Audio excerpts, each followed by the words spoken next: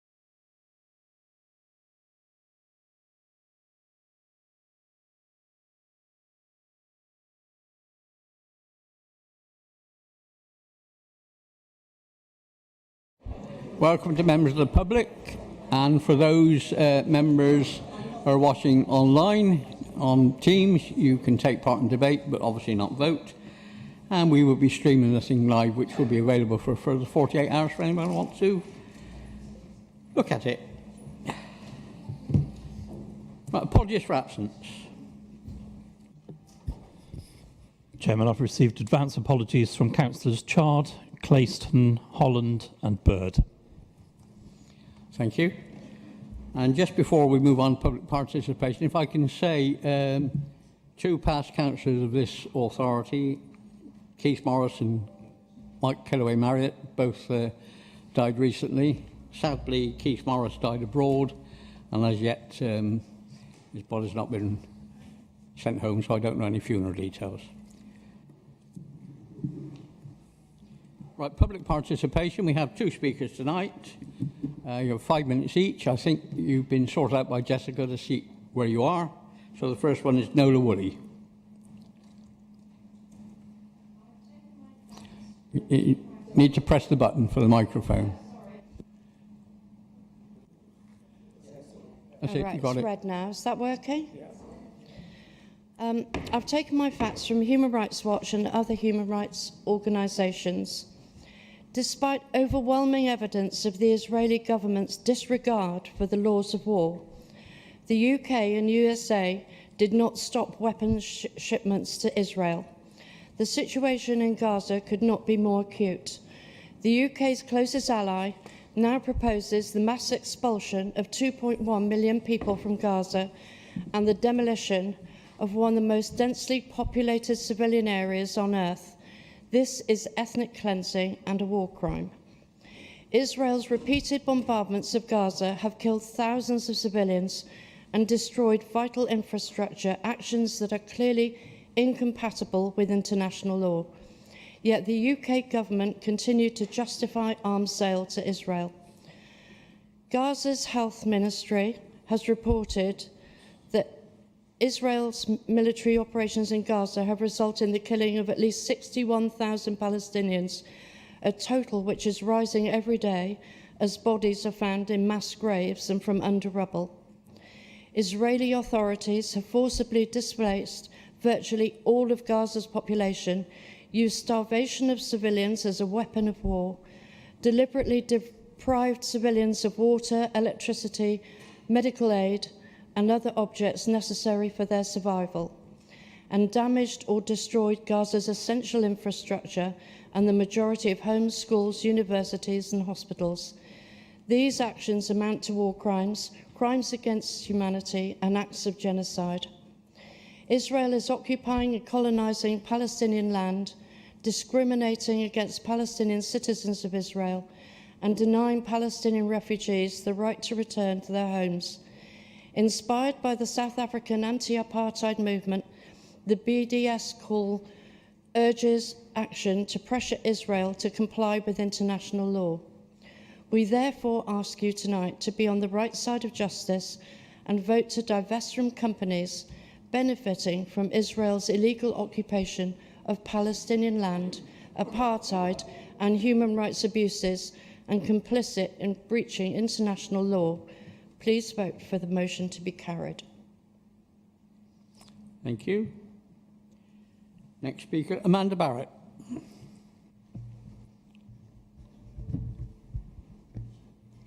Good evening, everyone. As a parish councillor, I can appreciate how heavy your workload can be. As a member of the Long Ashton Nature Community and Environment Trust, I'm painfully aware of the dangers we all face with global and local climate change and biodiversity loss. So I decided to scrutinise EPIC's application carefully. I researched EPIC itself, the NSC Greenbelt Review 2021, the local plans of Long Ashton and NSC, the NPPF, the potential implications of the revised NPPF, and much else besides. Working with a network of other people who contributed hard-won professional expertise, we provided an effective independent view early on. The Lance Trust website scrutinising EPIC's application was viewed almost 2,000 times. The parish council obviously played its part too. EPIC's consultants are paid to work in the corporation's own interests that may not marry with those of residents. So professional independent scrutiny of the application, taking into account a raft of local and national planning regulations, provided a vital counterbalance. This showed comprehensively that key and crucial elements of EPIC's justifications for development on this particular site are deeply flawed. It is primarily based on EPIC's want, not need. But how many councillors on the Planning and Regulatory Committee put aside 15 minutes to read and digest this report? A public meeting followed by a survey encouraged local residents to contribute their views online. Since EPIC's consultants hadn't bothered to engage with South Bristol, maps of the site and a QR code leading people to further information were put up in South Bristol, Ashton Court and Clifton Village to encourage wider public participation from those that will also be affected by the development. The end result is that hundreds of people submitted their objections to NSC's planning portal, including, in an unusual move, a comprehensive and strenuous objection from the adjacent local planning authority, Bristol City Council. With the revised application, more articles were written in our parish newsletter, another page went up on the Lance Trust website, a further public meeting was held, and the parish council consultant once again contributed their expert views that reconfirmed, as did Bristol City Council, that key elements of EPIC's application are still flawed. Keen to have their voices heard, some people even contacted members of the P&R committee direct. One resident produced a neat podcast that summarised all these objections. Yet how many of the committee members listened to it? So how can the council reassure residents that this engagement was worthwhile? In contrast to our efforts to learn and engage with the due legal process, some members of the committee didn't go on the site visit. Very few replied to any of our emails. A few erroneously dismissed them as merely templates. So did they even read them? We wonder whether was there much internal debate before the public meeting and what issues were discussed. Was a bankrupt council blindsided by the money offered by EPIC? Answers will be crucial. The local press described people feeling betrayed, and there was certainly shock and anger at the lack of expertise and knowledge shown by some during the debate. Ironically, the Secretary of State has recognised that this application is complex and contravenes numerous local and national policies. She acknowledges that there are many serious objections to consider, and in an unusual move has applied for an extension to deliberate further.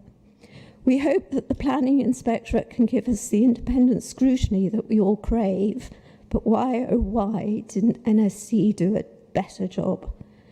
Faced by the adverse impacts of the potential Bristol Airport expansion, plus the burden placed by national government to build thousands of new homes, we now need ambitious, far-sighted and revelatory decision-making to make the best of a very difficult situation. And with a further round of complex consultations related to the revised local plan, we wonder how many people will bother to participate. On the positive side, it has emboldened some of our community to engage in a professional and sophisticated approach to future planning, something to date the council seems woefully unable to achieve. Can you wind up, please? We hope this time round you will listen and help us work together to create a positive future. Thank you, and where relevant, you'll receive a reply from the exec member and the director. Thank you very much. Any declaration of interest? No? Minutes of the last meeting. If I can make an amendment that was spotted, I'm terribly sorry, Helen, your misspelling of your name. So one amendment to the minutes is Councillor Helen Thornton's name being spelled correctly. Have a proposal for the minutes, please. Seconder, thank you. All in favour? Thank you very much. Forward plan, Leader. Yes, move for noting, Chair. Any comments?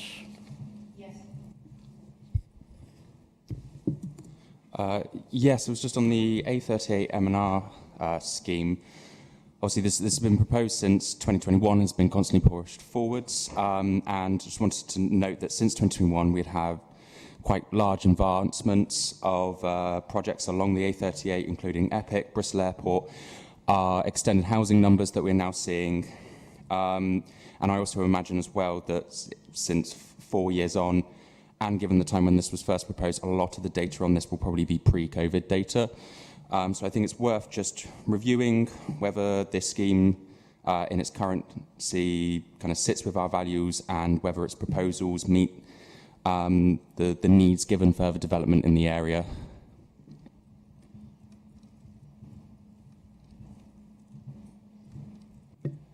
Yeah, thank you very much. I'm happy to take that away. Lots of fair points there. We're still in a situation where we haven't had final approvals from the government in terms of the funding package in any event. So absolutely, this feels like a useful time to have another look at the scheme and where we've got to. So I'm happy to take that away and ask Councillor Young to have a look at that with officers. Councillor Smith. Thank you, Chairman. This one is probably for Councillor Solomon, in that I've had word that Clevedon's concessions have been delayed for another time, so I was hoping to find it on the updated forward plan, which I haven't been able to. So it's a really simple question of, could the executive member provide some clarity as to when the concessions will be re-added to the forward plan?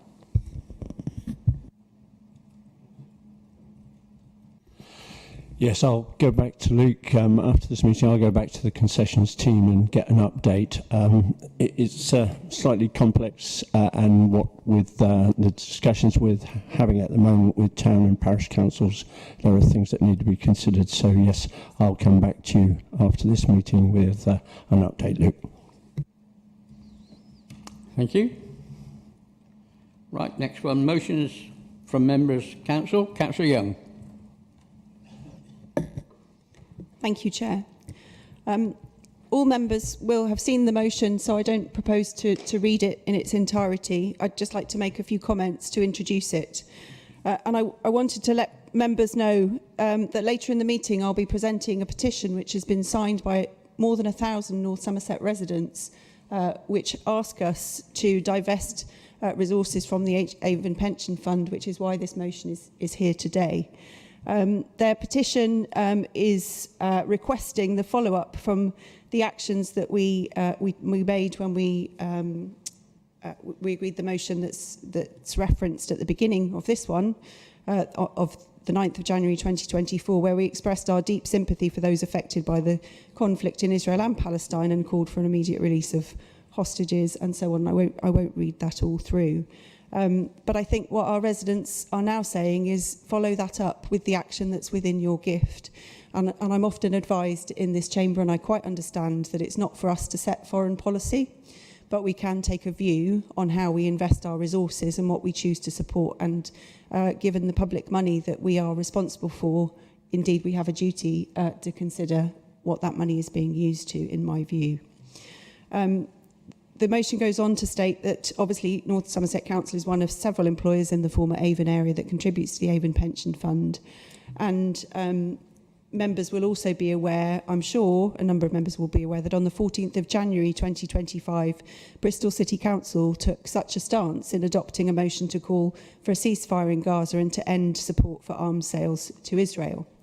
You might ask, so why do we need to do the same? And I understand that the Avon Pension Fund are already taking some action to look into a report and a review of what funds are being invested in companies that may be supporting arms which are being used within the Palestinian area.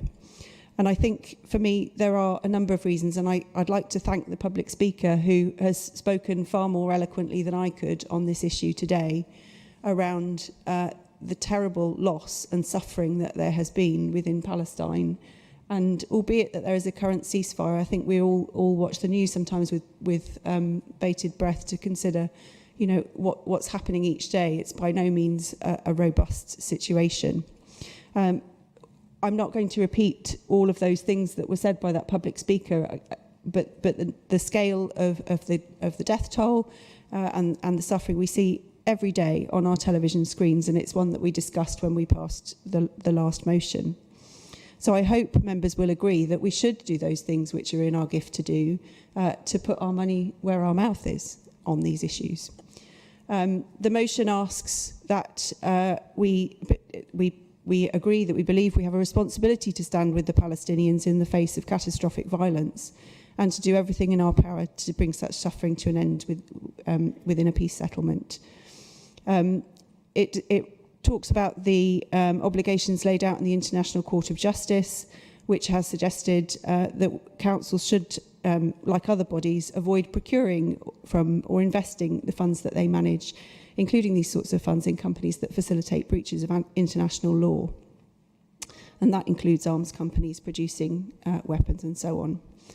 And they've also taken, there's also been legal opinion on whether councils should be free to do this. Can we take ethical considerations into account when considering where to put our funds? I think it's really important that we do this for a number of reasons. Adding our voice to that of Bristol City Council shows the strength of feeling of people across the investors in the Avon Pension Fund, and gives strength to the work that is already started but needs to continue on this issue. I think divesting from companies is not just a symbolic act, it's a powerful statement that will not tolerate the use of our public funds to support human rights violations, and aligns the Council with a growing global movement that seeks to hold companies accountable for their actions and promotes a future where peace and justice are prioritised over profit. I think, in short, that it's a question of North Somerset's reputation and our reputation as councillors. I think it's very important. I know that other councillors have mentioned in this meeting the question, or certainly in reference to further papers in this meeting, the importance of public trust. And I think it's important to reassure the people of North Somerset that we're committed to ethical and responsible investment practices. It's a result of this petition being raised with me and the suggestion that we bring a motion to council this evening that I've discovered we don't have an ethical investment policy within the council. And so I hope that this might be, albeit related to a very specific situation, which is current and ongoing, could be the start of looking more widely at how those funds are used within a framework of an ethical investment policy. That's not what's on the table tonight, but I think it's an important step to take forward. And on that subject, what I would say is this motion is driven of, is born of compassion, and it speaks to a very specific, immediate situation. It's not to say that there aren't other situations in which it might be equally appropriate to consider the suffering of others, and that there are other conflicts where we may need to consider our position further. This is not the only area that we should be looking at, but we do know that 1,000 of our residents plus have made it clear to us that this is an issue that is very dear to their hearts. It affects their families and friends in some cases, and it affects the way they feel about their lives. So I would encourage you to support the motion, which is to call on our delegate co-opted to the Avon Pension Fund Committee to call for a divestment of the funds administered. And I won't read in detail what's listed on the papers. And also, I would like to make one minor amendment, which was suggested to me on point 5, which is that within the scope of current procurement regulations, that we also agree not to enter into procurement contracts with such companies in future. Of course, it's important to us as a council that we operate within the law, which is why this motion relates to the International Court of Justice ruling and seeks to operate within the law in terms of divestment from companies linked to arms supply. So with that, I would urge you to support the motion. Right, do we have 7 members? 7 members. Do we have 7 members? Keep your hand up. And Right, okay. Councillor Burden.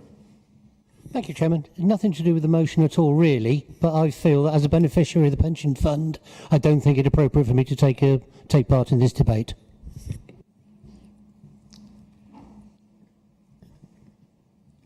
Right. Well, obviously, the member for the representatives on the fund shall have his say on that one. Yes, as the motion correctly says, I am indeed the Council's representative on the Pension Fund Committee, and I can assure Council that the committee is already onto this issue, and we're taking it very seriously. Last year, we received a number of representations from members of the public, individuals and organisations, and there was, as Hannah said, the motion from Bristol City Council.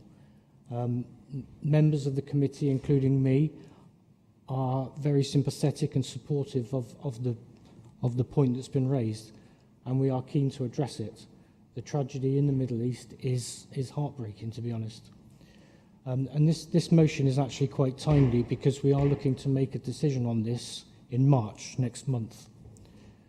Generally speaking, the investments have moved a long way in recent years to become far more ethical, in the sense that we're looking at investing in things like that which are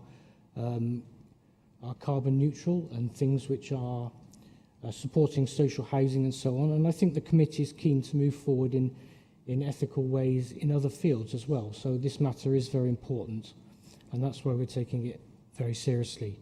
We do have a pretty diversified portfolio, which is the wise thing to do. The companies from which we've been asked to divest are within the aerospace and defence classification. We do hold a pretty small proportion of our investment in this sector, something like 0.3% of the total investment. Companies within this classification typically work in civil aviation, as well as the defence, which primarily is used to supply the UK military and our NATO partners, as well as other allies such as Ukraine. We probably don't want to adversely affect these activities, so ideally we would want to try and unpick the two, which actually would be quite difficult. So there's a lot for the committee to think about how we can proceed with this. And in order to make a decision, the committee is seeking legal advice to clarify the options which are available and financial advice to ensure that any actions taken are consistent with our duty to maximise investment returns while balancing risk. And we will be consulting with pension scheme members as we are obliged to ensure that any actions align with the general view of scheme members. So the matter is very much in hand, and I welcome hearing the views of members of this council so they can also be taken into account. Councillor Ashton. Thank you, Chairman. We've all seen the utter devastation, and I'm sure we all support a ceasefire, but I can't support the wording of this motion. This council seeming to take sides in what is a highly complex and historical situation is just plain wrong to me. And the wording seems to blame just the Israel side rather than a lot of other countries who are involved in supplying that area with arms and munitions. So it's the wording and the taking side, and I don't think that this council has the remit to make a decision on taking sides on this. Opposing the actual war and the devastation is one thing. Seeming to take sides, I do object to. As for councillors who, in the large, don't benefit from the pension fund anyway, to be telling others what they can or can't invest in, I'm not sure that's within our remit. And I do find it somewhat hypocritical to propose that it is wrong to benefit from companies dealing in weapons and military technology or fossil fuels. Simply because Labour's biggest ever donation made before the election, but declared after the election, was £4 million from Quadrature Capital, trading out of the Cayman Islands, who make their money out of oil and arms trading. This was originally questioned by the deputy leader of the Green Party. So I support the emotion behind it. I just don't support the wording that seems to take sides. Councillor Charles. Mine was just more a technical thing, and I don't know if anyone can help me, that there was something about banking and ethical banking a few years ago where it was discovered that those banks may call themselves ethical, but they lend money to people who aren't. So I just actually wonder whether, you know, the trail of this is actually clear, and that if we were to support this, that actually somewhere down the line there'll be a company in the line that actually is doing it, so it has very little effect at all. Councillor Thornton. Thanks, Chair. So I am a beneficiary of the Avon Pension Fund because in my day job I work for Bristol City Council. I've worked for a few other councils as well. So I was very pleased when my employer, Bristol City Council, passed a similar motion in January. And in my job there, I'm also, many won't be surprised to hear, a Unison steward. And I wrote on behalf of Unison members at Bristol City Council to the Avon Pension Fund Committee. Robert may have seen my letter or may not. And that letter asked all committee members to adhere to their moral and legal obligations by immediately divesting the pension fund from companies supplying weapons, components and military technology to Israel. My trade union, Unison, are campaigning for this across the country. We believe that workers are entitled to a decent pension that does not contribute to violations of human rights and international law, and this should be the same for their employers, i.e. us councils. So it's already been noted how many Palestinians have been killed in this conflict. The International Court of Justice has ruled that there is strong evidence that Israel is committing genocide in Gaza and that the military occupation of Gaza is unlawful. And although we have a ceasefire currently, that ceasefire is fragile. So, as Councillor Young has already said, I think that this motion, similar motions by other councils, and also representations from the trade unions representing council workers who are members of the scheme, will have a big impact on influencing the members of the Pension Fund Committee when they meet in March to vote to divest. And in addition, I would also support what Councillor Young has also mentioned, that we as a council create an ethical investment and procurement policy. Thanks. Councillor Petty.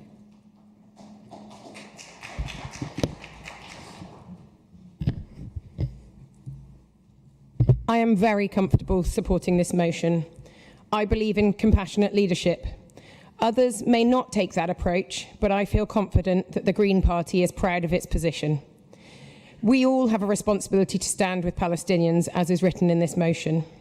The violation of human rights has been well documented, as Helen has just detailed.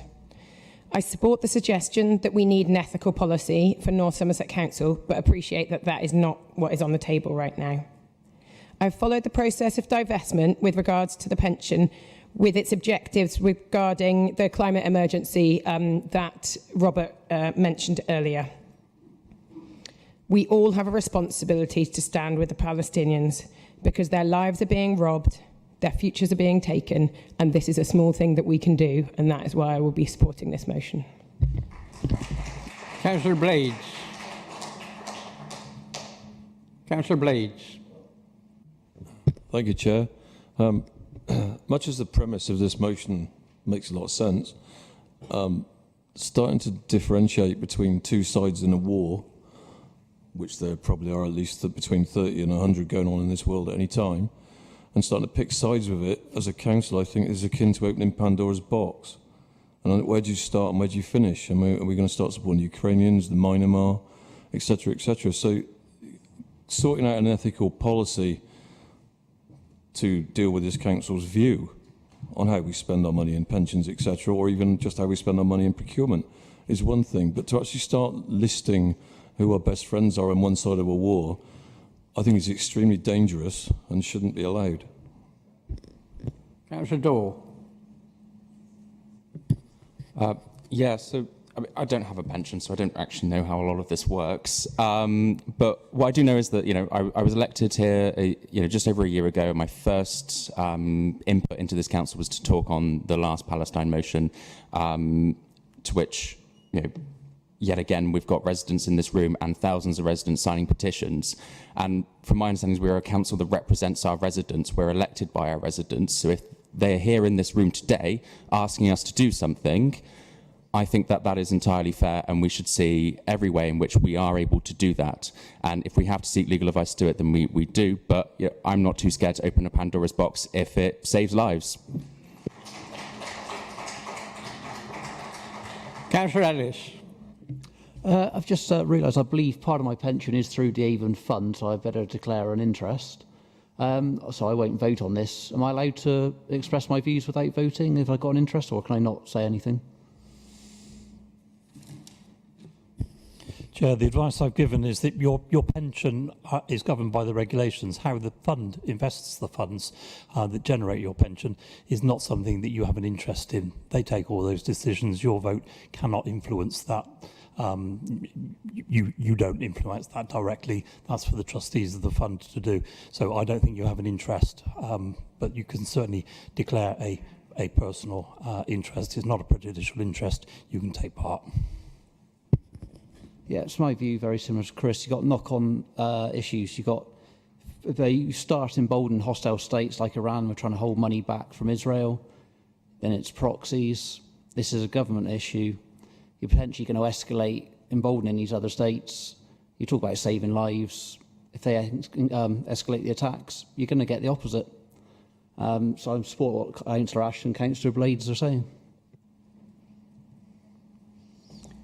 Councillor Young, would you like to sum up? Oh, sorry. Councillor Manning. Thank you very much, Chair. I was an enthusiastic supporter of our ceasefire motion on the 9th of January this year, because that motion achieved a balance to do with hostages and the whole situation in the Gaza Strip. I'm also interested in the comments that Hannah made about an ethical investment policy. I've talked about this to colleagues. When I was a councillor some years ago, the council I was on had an ethical investment policy, particularly in relation to the surplus funds that are being held throughout the year and where they're, in practice, where they're being invested. And I would like to see this council have that type of policy as well. But I don't support this motion for some of the reasons that other colleagues have already mentioned this evening. I believe the issue on the Gaza Strip, but in the wider Middle East, remains too deep, too ancient and too complex to be making such a judgment about one people. Whatever our views on it, are we really saying to ourselves that in a region right across the Middle East, the MENA area, Middle East, North Africa, from Morocco in the northwest through to the dictatorship of Sisi in Egypt, to Hamas, to Hezbollah, right across Syria, all these other places, right up to and across to Iran, where a Semitic and Arabic peoples fades out into a different people in Iran. There's not one democracy except in Israel. That's where the one democracy is. And yeah, it's still, I'm not here as an advocate for the Netanyahu Likud government at all, nor the right-wing religious zealots who prop it up. But it is still a functional democracy. And no one else has one in the whole of that vast swathe of area. It's full up of dictators, military dictators, authoritarian leaders, and frankly, some of them butchers as well at that. And here we are in this motion targeting one small country. And I don't think it's right that we pick sides, as someone else said, in such a complex area where clearly there is fault on both sides in what's going on.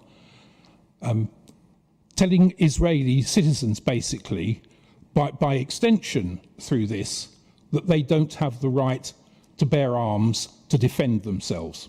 Because that's a logical conclusion you can draw from this. And I think that's unfortunate, and I won't be supporting this motion because of that. Thank you. Right. Councillor Young.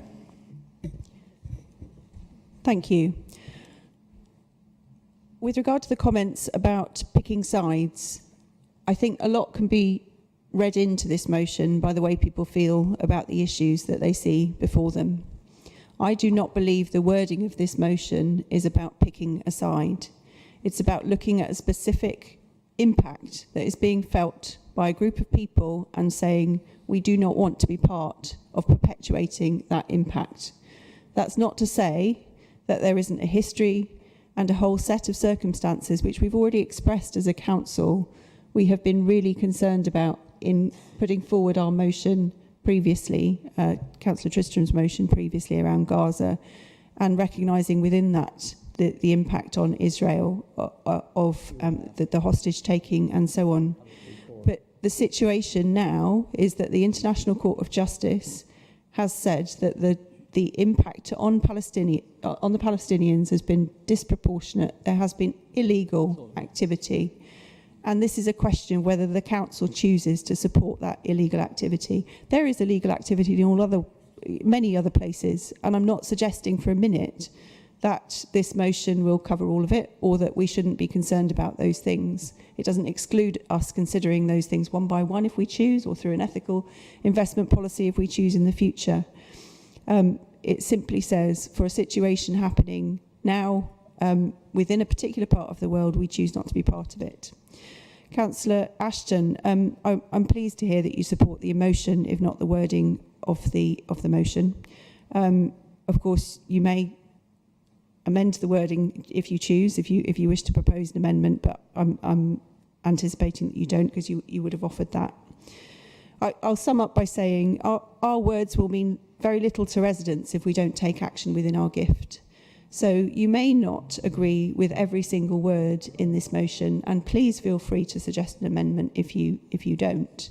But if you do agree with the emotion behind it, the concern behind it, and the desire not to support this kind of activity, then I would urge you to support the motion and to enable Councillor Payne to continue to represent our council in his role on the Avon Pension Fund and to take those matters forward.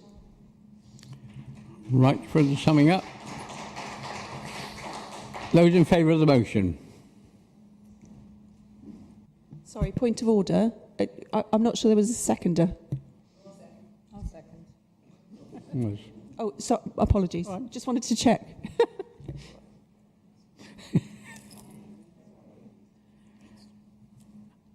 And those against?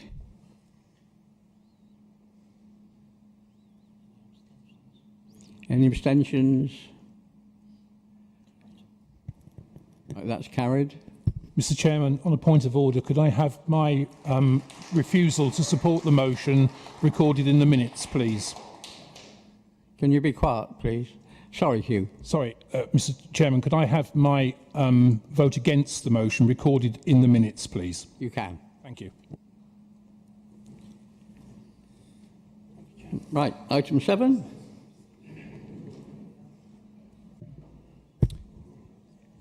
Councillor Bell. Yeah, it's all right. Yeah, just checking. Thank you. So I'm going to take items 7 and 8 together, if that's okay, colleagues. So that's covering the MTFP and revenue budget, the capital programme and treasury management strategy.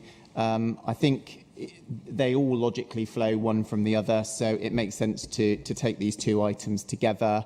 And we've got a number of references from the executive meeting that was held recently and further papers to support the decision that have been circulated with the agenda this evening. I would also just remind members of the equality impact assessments and the process that has supported budget development that I know members will have been closely interested in and digested.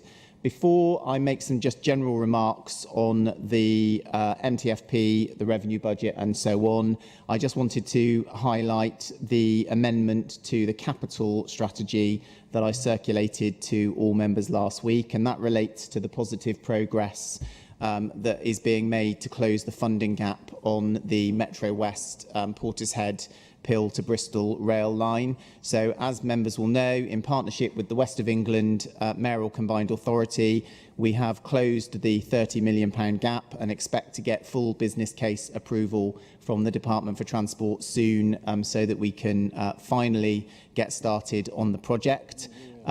I'd like to particularly thank the West of England Mayor Dan Norris and our West of England Unitary Authority partners and local MPs who supported us both in lobbying the Department for Transport, but much more importantly in trying to find a local solution. And as part of that local solution, members will know that the proposal is that North Somerset will contribute an additional £3 million in funding through North Somerset's allocation from the Economic Development Fund, and then the West of England Combined Authority will look to contribute a further 27 million so that we can close that remaining funding gap. So I would just highlight the amendment, which is to increase the capital programme by 29.37 million, which will now include the 3 million in funding from North Somerset's EDF allocation for the Metro West project. Okay. So having just put that one on record, I'll just say something about where we are, obviously, with the budget for 2025-26 and our medium-term position, talk a little bit about the capital programme and then also the Treasury strategy, which I know is everyone's favourite part of this meeting. So obviously we've all worked extremely hard to try and reduce the budget gap, both for the current financial year and for 2025-26. And whilst we've got to a situation where we're proposing a balanced budget for next year that we believe is achievable, there is still a £10 million budget gap over the remaining 2 years of the plan. The papers propose an increase in council tax of 2.99%, along with a 2% adult social care precept to support the budget. We've set out £42 million worth of savings plans over the next 3 years, but there is also a significant use of reserves and one-off balances in order to achieve a balanced budget for 25-26. So that totals around £9.1 million. And this has been necessary to balance the budget, particularly in the absence of any sustained funding settlement from the government or exceptional financial support or council tax flexibilities. So we've literally got to a situation where this is the only way to achieve a balanced budget for 2025-26. We all know, I think, about some of the key challenges that we faced in getting to this position. So first and foremost has been the unprecedented increases in demand for social care services for adults and for children, which in the current financial year have pushed the budget by something like 25 million. These increasing costs are the major driver of the Council's financial difficulties, and they are going to continue into future years. Although we have tried to rebase future years' budgets to reflect actual demand and actual usage, on current trends, we can expect those pressures to continue. So something has got to give, and we absolutely look to the government spending review and its commitment to a national care service to deliver the urgent reform around care services and care funding that is going to be needed to keep local care services in the shape that we want them to be.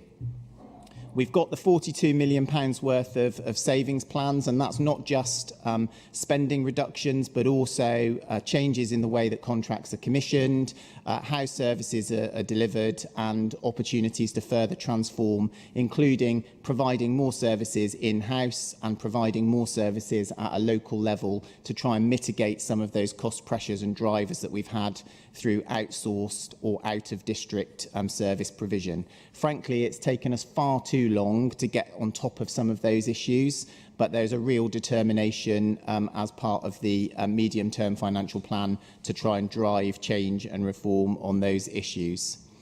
I think it's important that we all recognise that we have had to rely on the use of reserves and one-off balances, both to balance the pressures in the current financial year and to achieve balance for the 25-26 budget, and that's clearly not a sustainable long-term solution. We are where we are in terms of getting over the hurdles that we've had this year and next, but we all know that that's not going to be possible year after year after year. And contributing to that, of course, has been the continuing uncertainty around government funding.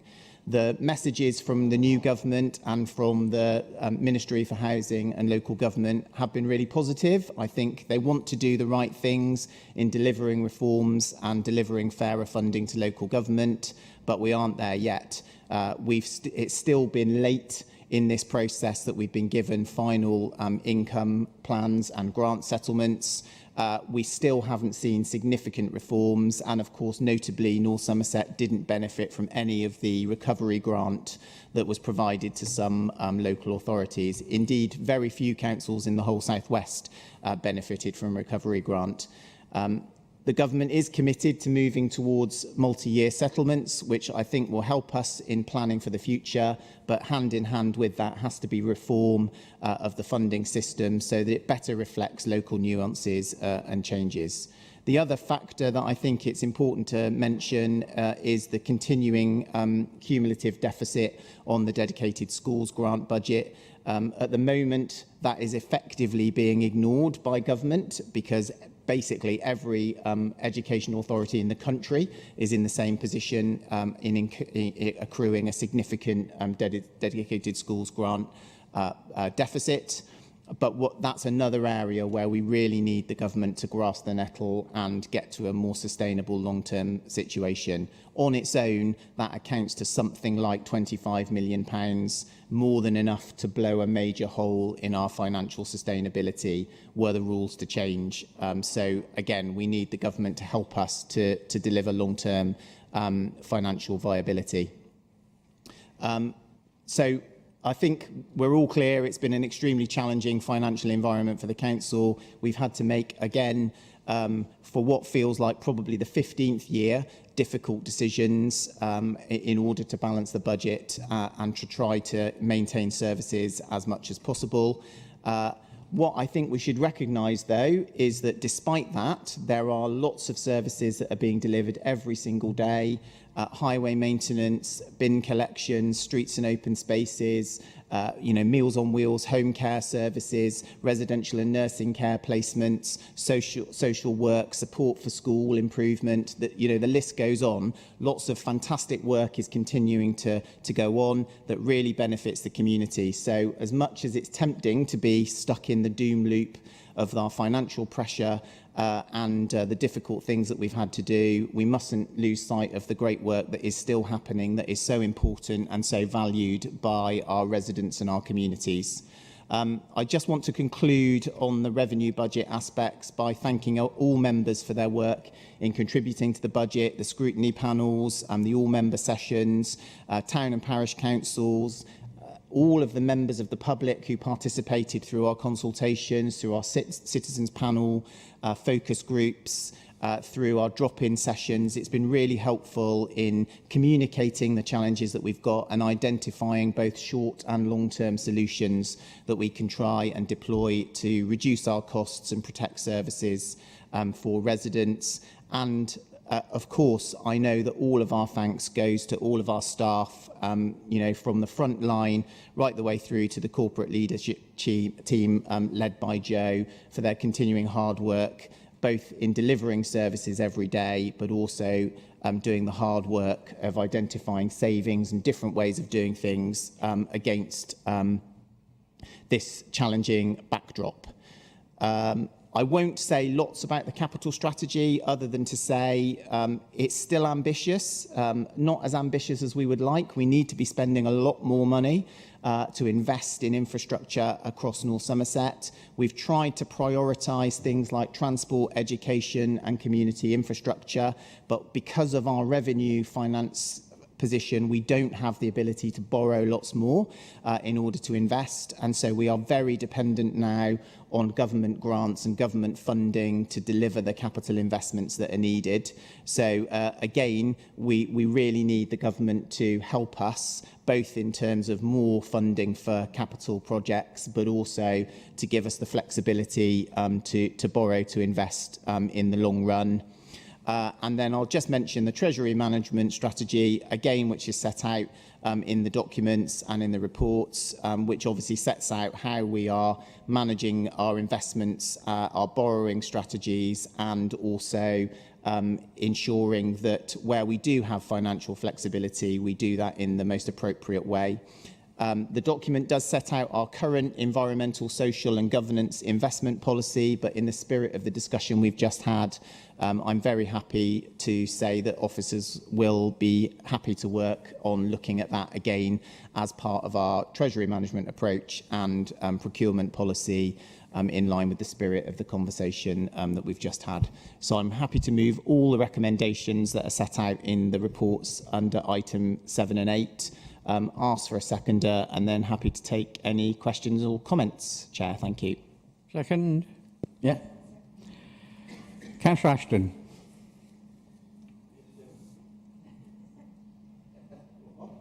Councillor Ashton. Oh, sorry. I thought you must get that light in a bit better at the back there. I see movement. It looks like a hand. Right.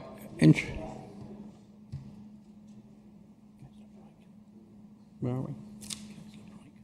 Councillor Pryke. Thank you, Chair.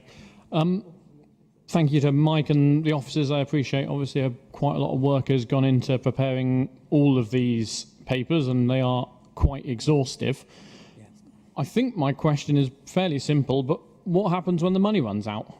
It feels that we're at the point where we're just living from budget from year to year, and again we've used our reserves this year. We've got £10 million we're going to have to potentially make up next year and the year after. I'm just what's the long term plan really, Mike? I think it's it. Do you want me to come back every single time, or yeah? Right. Councillor Thornton. Sorry, I wasn't expecting to be picked quite so fast. Normally it takes a while. So just a few things then. First, obviously, thanks to Amy and Mel and all the officers who've worked really hard on this, because, the financial challenges are huge. I do support this budget, but I do wish we weren't in the position we are in. And Mike referred to we're in year 15. Well, the position we're in is thanks to 14 years of Tory austerity and decisions made by the previous Conservative administration to freeze or keep council tax increases below inflation. And Mike said, we're still, continuing to provide lots of excellent services. But I did want to pick up on a few of the cuts we're proposing, because I do wonder if they're sort of a false economy, really. And one of those is one of my favourites, which is community meals, which is a really important preventative service. And Roger knows, because I'm always emailing him about it. And I know we're planning a bit of a cut there. And the other is North Somerset Life, which again, is a really good tool that we've got for communicating with people, particularly our digitally excluded residents. And of course, North Somerset Life was something that Councillor Ashton and his administration did bring in. It used to be produced, I think, probably once a month with a nice forward by Councillor Ashton, picture of him, etc. It only goes out quarterly now, but I do think, it's really important publication.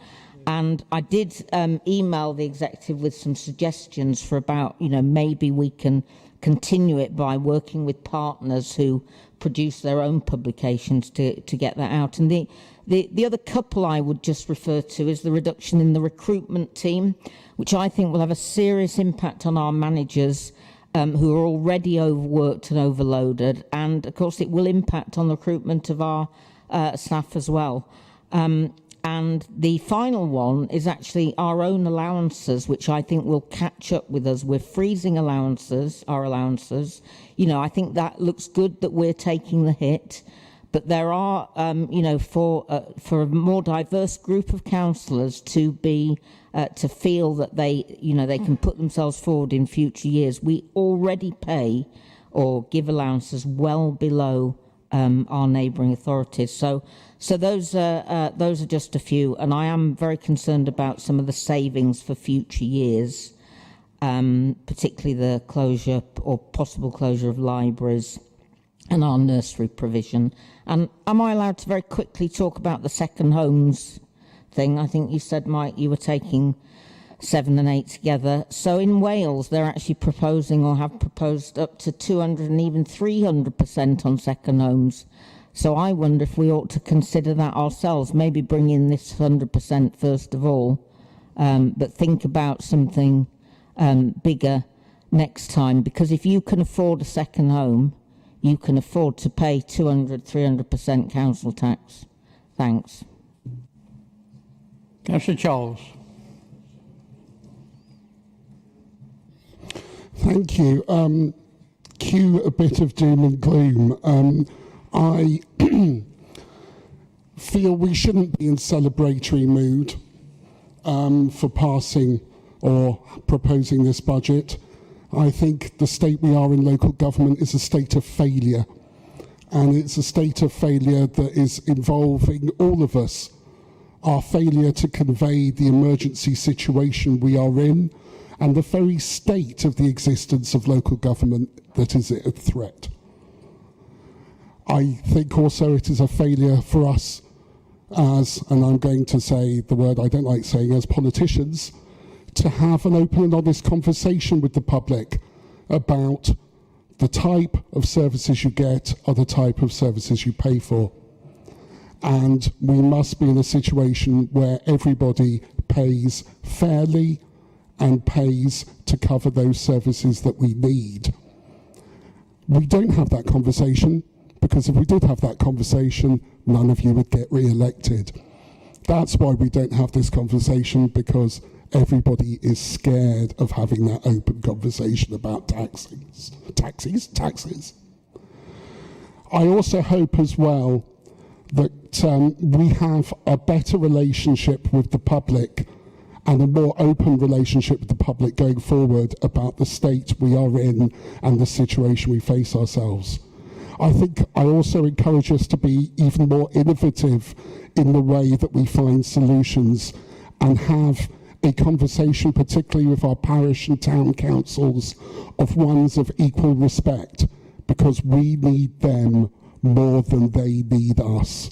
And for the survival of certain community services, we must forge these new partnerships. So what I am pleading with my executive colleagues is that we seek innovation, we seek open conversations, and we seek to express to the public the urgency of the situation we are in. Its services are at stake, the very existence of how we run things are at stake, and we need to address this. Councillor Cartman. Thank you, Chair. Just some comments really, then a kind of a question for the leader really. I mean, I think when I look at this budget, which I support, I think there's about, my estimate, 20 to 25 million pounds worth of rainy day funds in the council's pots. That's my kind of feel. We're going to spend 9 million of that next year. And I think that indicates the position that we're in. And if, you know, if we were a ship, we're sailing very close to the rocks.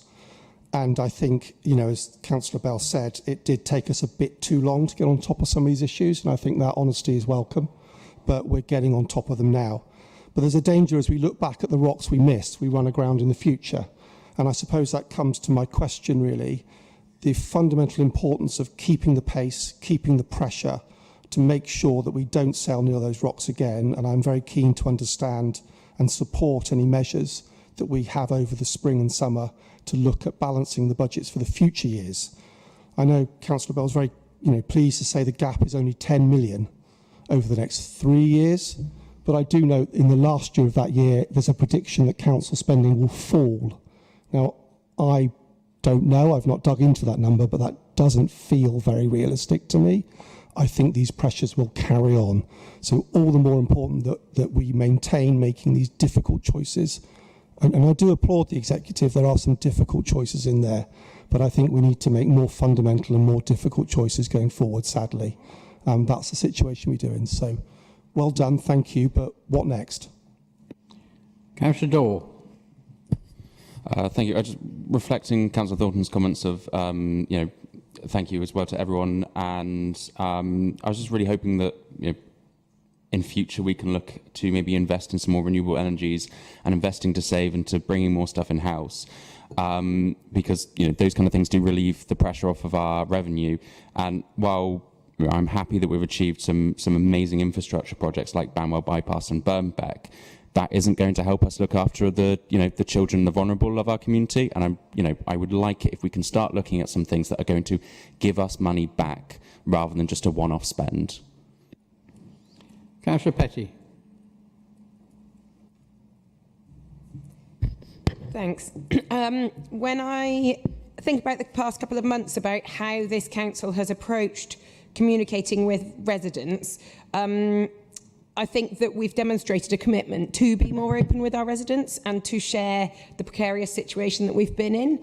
And for me, as a local politician, and I'm willing to own that title, Councillor Charles, because we did stand up to get voted in, so we may as well own the fact that we're here now, and not expect someone else to do the job for us. We can communicate, I can communicate, and I will take that responsibility. I will share the North Somerset Council posts on social media, because I can do that. And I think we can all own that instead of looking for somebody else to solve those problems. But I am confident that we have improved how we are communicating those messages to our communities. But like Councillor Thornton, I do have real concerns about the ceasing of North Somerset Life. For a number of years, I've said that this is a really good publication and that you can still go down the street and meet people who really have no idea what the council money is being spent on.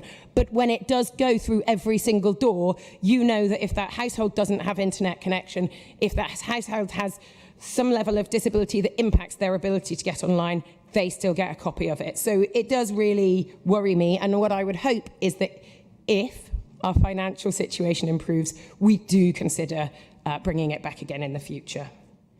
I think that we've widely commented that for years our council tax was falsely depressed and the values were kept down, which means that we are behind our neighbours in our council tax base. And that, unfortunately, is from years of Conservative governing of this authority. So while no one wants to take council taxes up, what I want to do is have services that we can use to support our most vulnerable residents.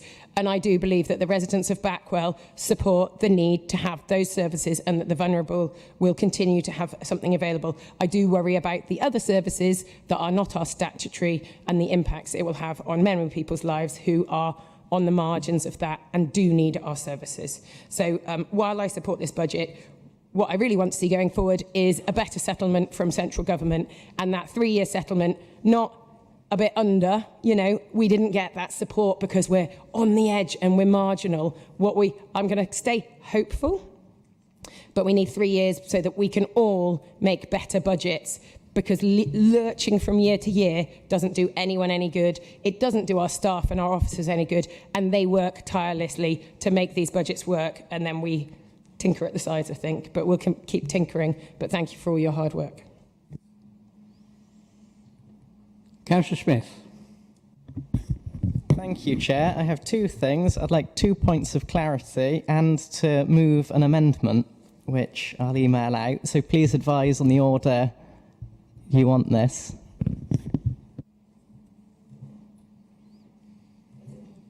Just what you want to say first, I think. Well, thank you, Chair. I'll run through the budget amendment. It's a very specific one. It's not an alternative budget, and it is because I can't, with a clean conscience, not try and further mitigate the parking management strategy. So the plan for savings would be to reduce the executive by 2 members, because if all other members and allocations are having a freeze, then I think the executive should be taking the lead on this and lead from the front.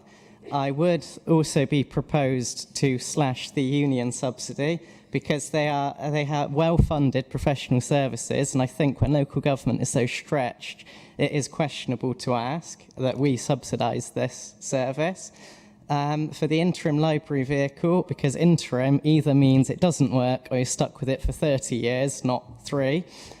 Some of that is from the capital programme and would be reallocated to library services as detailed.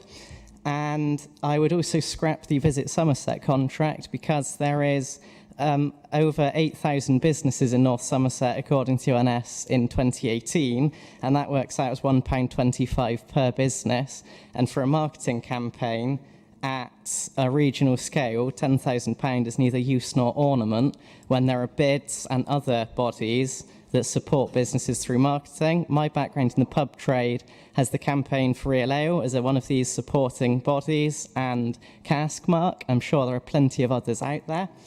And the spending proposal is to offset 1 hour's free parking at Roath Road and Hill Road, Alexandra Road and Bellevue Road, known as the HAB area, for £60,530, which, based on cross-referencing the consultations, duration of visits, the parking capacity and the data in the annexes over occupancy, I do believe that whilst these figures aren't confirmed, they should at least be credible to be a reasonable estimate.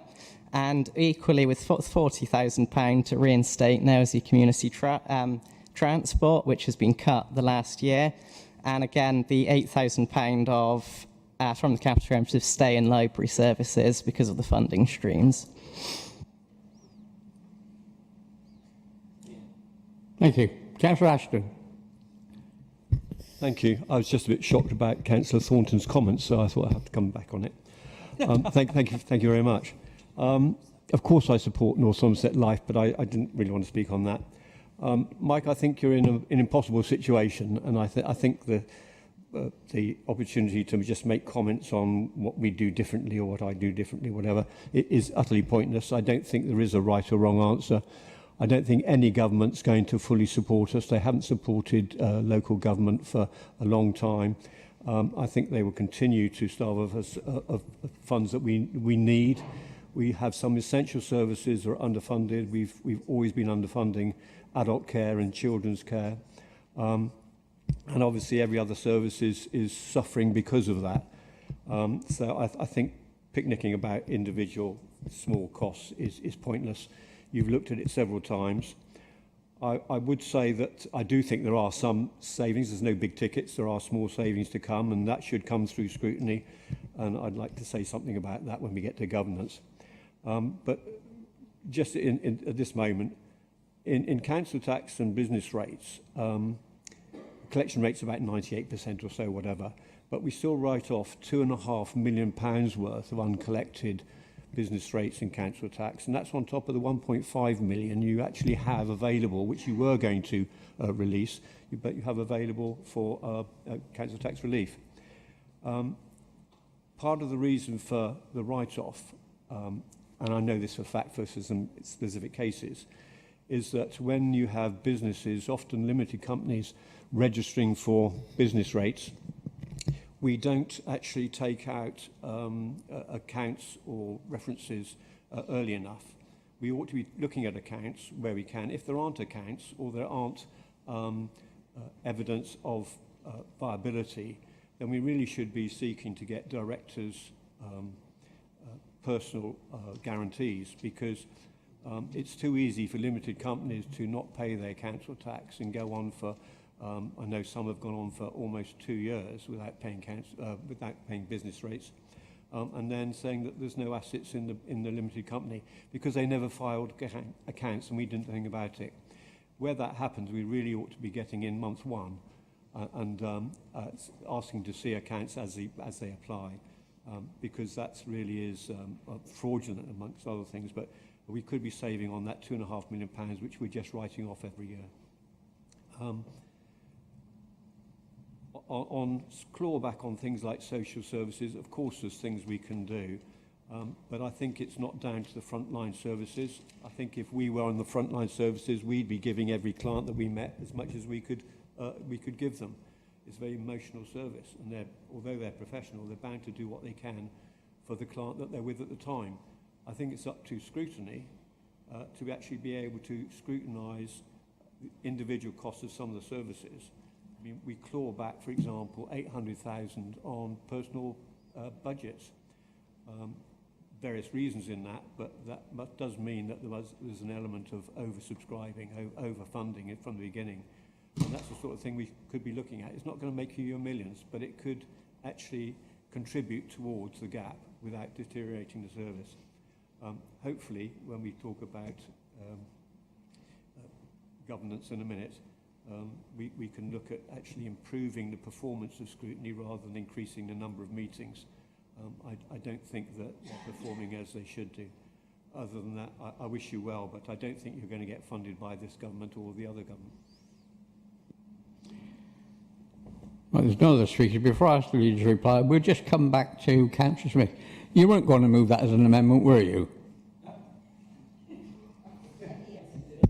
Yes. Is it a seconder? Seconder? Councillor Williams. Right. So do you want to debate the... So presumably we're just having a very brief debate on the amendment, yeah? Yes. I mean, all I was going to say was I applaud you for the cheeky amendment, quite selflessly putting the interests of your own area first before the needs of the district. And no, in all seriousness, thank you for putting the effort into coming up with some proposals. As always, we are very happy as an administration to talk to ward members about specific concerns, and if we can accommodate you in any way on some of your ideas, we will absolutely do that. What I would say is that members should not support the amendment because, quite apart from anything else, it doesn't add up and doesn't make sense and would be counterproductive in some session. I'm afraid you can't delete exec members because that's within the leader's constitutional gift to appoint. So immediately you've got a £38,000 hole in your budget, I'm afraid. I think trying to remove the temporary mobile library service that we've got in place on a temporary basis whilst we wait for our super new electric mobile library, which has been fully funded as a result of the great work of our officers in winning funding, would just deprive people of the mobile library service. And by the way, it's already on the road and being used, so it's quite difficult to retrospectively decide to save the money. But I absolutely applaud what you've tried to do. Thank you for the contribution, but I hope members will I'm afraid, reject your amendment. Anything you'd like to say, Councillor Smith? No, I think it's all set out fairly well as a brief, specific amendment. Okay, those in favour of the amendment?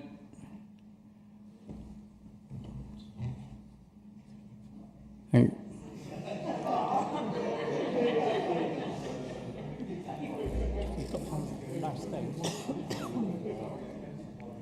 Those against? That's lost. Sum up. Okay, thank you very much. So I'll just try and canter through some of those comments. I think I've got them all. I might not get them in the right order. So Tom, you talked about investor save and a commitment to real. I absolutely agree with that. We've been really clear since we came in 2019, but before I know the previous administration was the same, a priority in trying to focus on investor save opportunities where some upfront investment would either deliver long-term income and revenue or enable us to delay or prevent future costs. It's absolutely the right thing to do. The challenge we've got at the moment in the current context is we've got less and less headroom. So years ago, we were able to top up highways funding through borrowing. We were able to invest in new projects through borrowing. We were able to look at commercial acquisitions through borrowing and do exactly the kinds of things you talked about. Now, it's incredibly difficult to do that because we don't have the revenue headroom to do it. So it's still a priority. It's still something we're going to try and deliver, but it's getting harder and harder. Bridget mentioned the commitment to comms and North Somerset Life. Yes, absolutely. I think we've made, and Caritas actually, similar issues around engagement. We've tried to do better this year. We tried to do better the year before, you know, and I think we're on a journey. Are we there? Are we the best communicators and engagers in the country? No, we're not. Do we want to be? Yes, we do. And so we will absolutely try to do more around that. But I absolutely agree with you, Bridget. That's not just a job for the council. It is a job for members and for the community as well, because we can produce materials and we can produce ideas and we can give you information. But if you then, guys, don't do anything with it, it falls flat and it undermines our efforts. So please, you know, take your community leadership roles seriously and try and help us with that. And absolutely, if there's some future place where we could do better on North Somerset Life, we would do that. Maybe that's the time to just flip to Helen's. One of the things that we are doing is we're setting up a cross-party working group on our e-communications, including e-life, because I'm really keen for us to maximise the impact of our website, of e-life, of our email newsletters, so that we do the best that we can in communicating in a digital way. And it would be really great to have your engagement in that. And absolutely, if we could find funders for some of this stuff, could we go back to a printed copy? Yeah, I absolutely don't rule it out. It's a no-brainer. I'm sorry to say that the readership of North Somerset Life, I think, has declined since we removed Nigel's photo from it. So, unfortunately, there's only so much you can do. You talked about, Helen, as well, about austerity and some of the things that are in the budget proposals, which none of us really want to be bringing forward.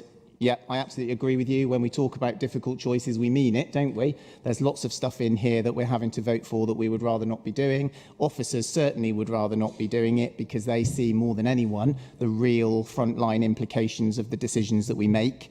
But we are robbed of £50 million a year from our base budget in terms of lower government funding and in terms of lower council tax.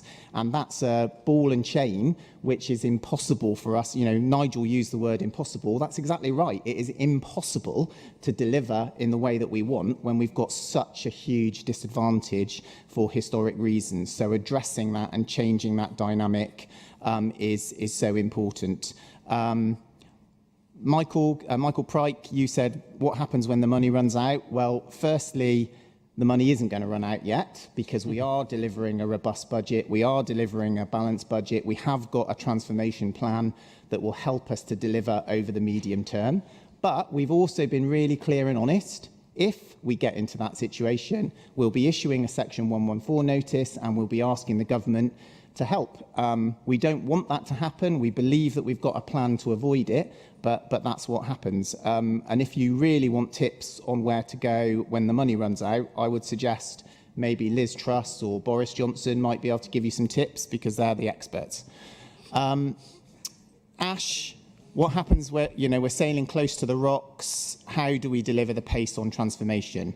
There's some stuff coming down the track in terms of what that looks like. So we know we're going to have the spring statement at the end of March. We really hope that that will give us a better understanding of what the reforms that the government wants to deliver on local government finance and what multi-year settlements might look like. That will help.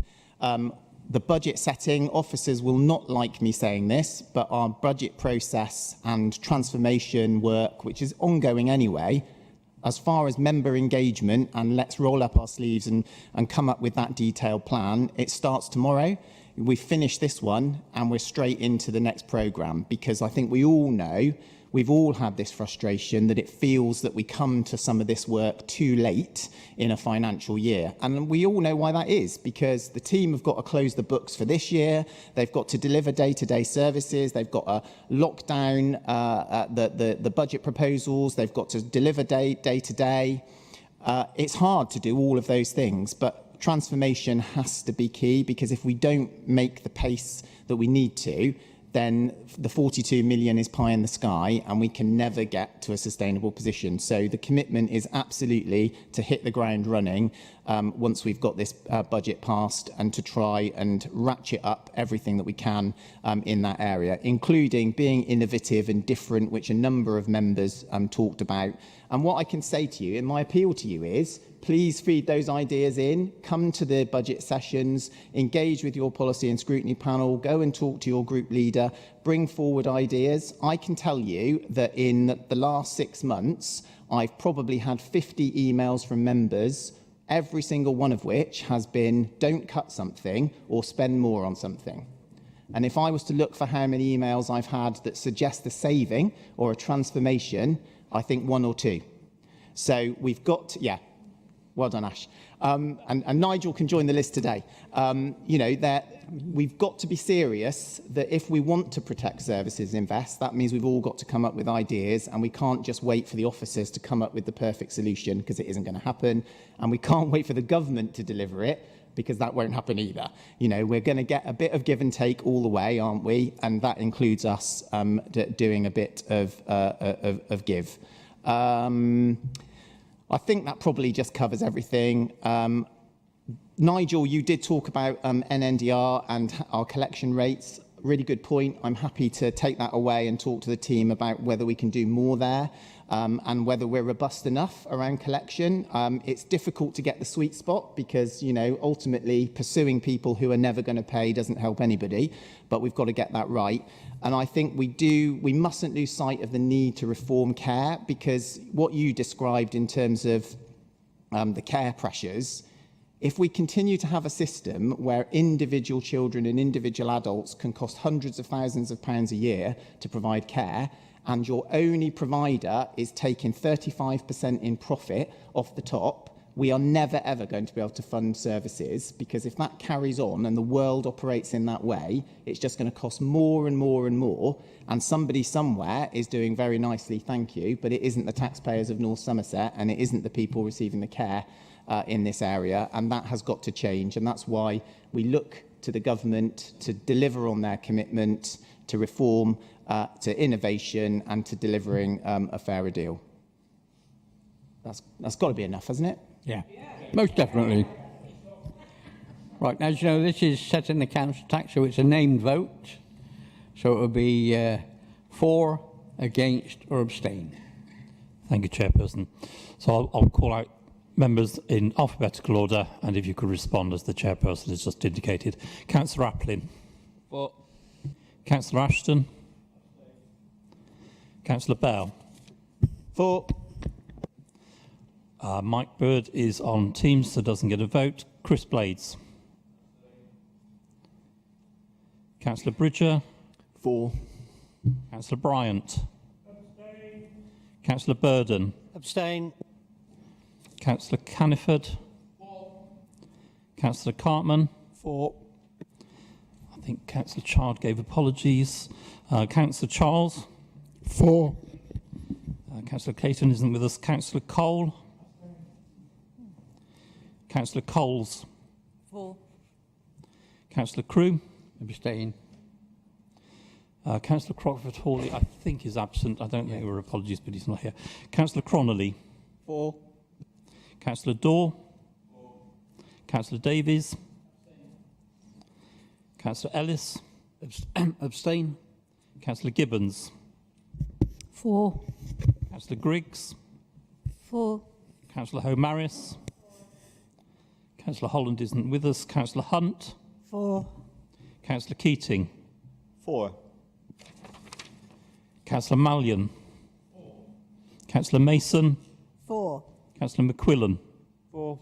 Councillor Nicholson. For. Councillor Parker. Councillor Payne. For. Councillor Pepperell. Abstain. Thank you. Councillor Petty. Councillor Pilgrim. Abstain. Councillor Porter. Abstain. Councillor Pryke. Abstain. Councillor Shopland, I don't believe is with us. Councillor Smith. Abstain. Councillor Snaden. For. Councillor Solomon. Councillor Thomas. For. Councillor Thornton. For. Councillor Tristram. For. Councillor Tucker. Councillor Waite. For. Councillor Whitfield. For. Councillor Williams. Abstain. And Councillor Young. For. Carried, Chairperson. Well carried. Thank you very much. And that will now take us into a 5-minute break.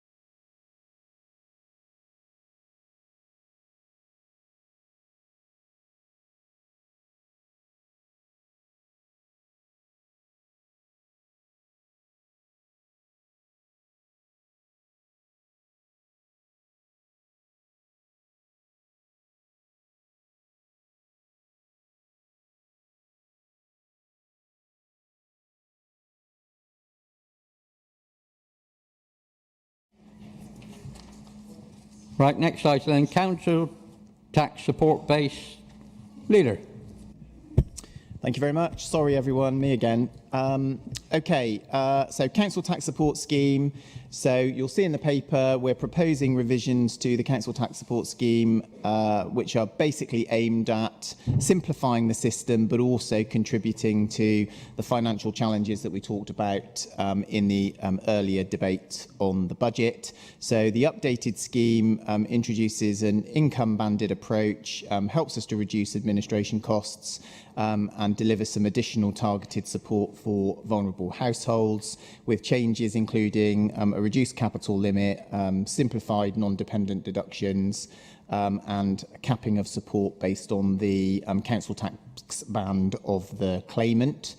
We've had a really good public consultation, member engagement and equality impact process to support the development of the council tax support scheme.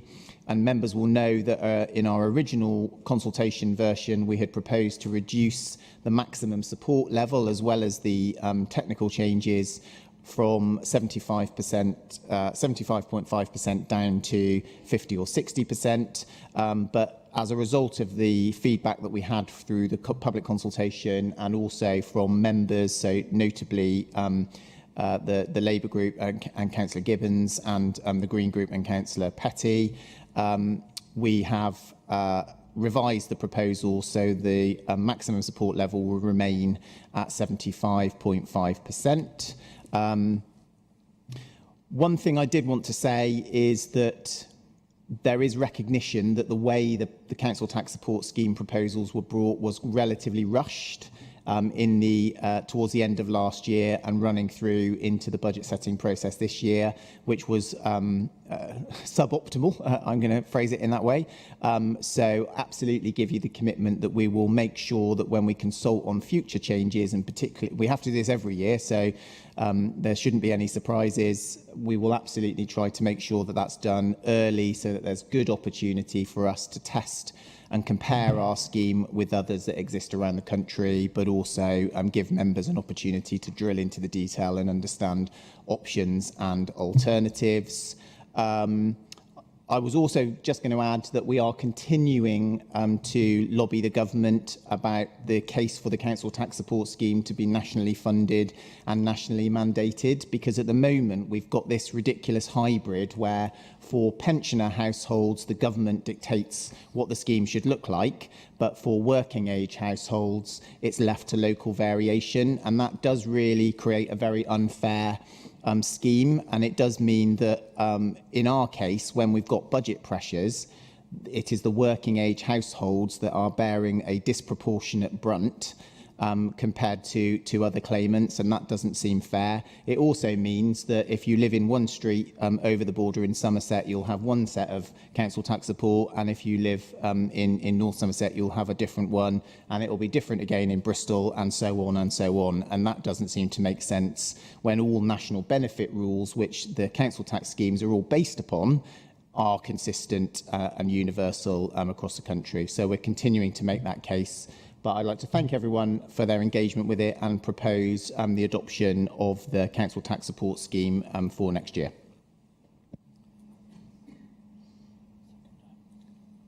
No comment, straight to the vote then. Oh. Well, I was expecting. Yeah, no.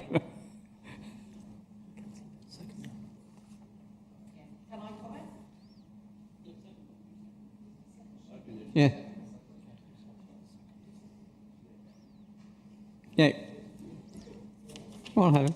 Oh, sorry, Peter. Okay, thanks. So, thanks, Leader, for introducing this. And I do recognise that this could have been so much worse than it actually is.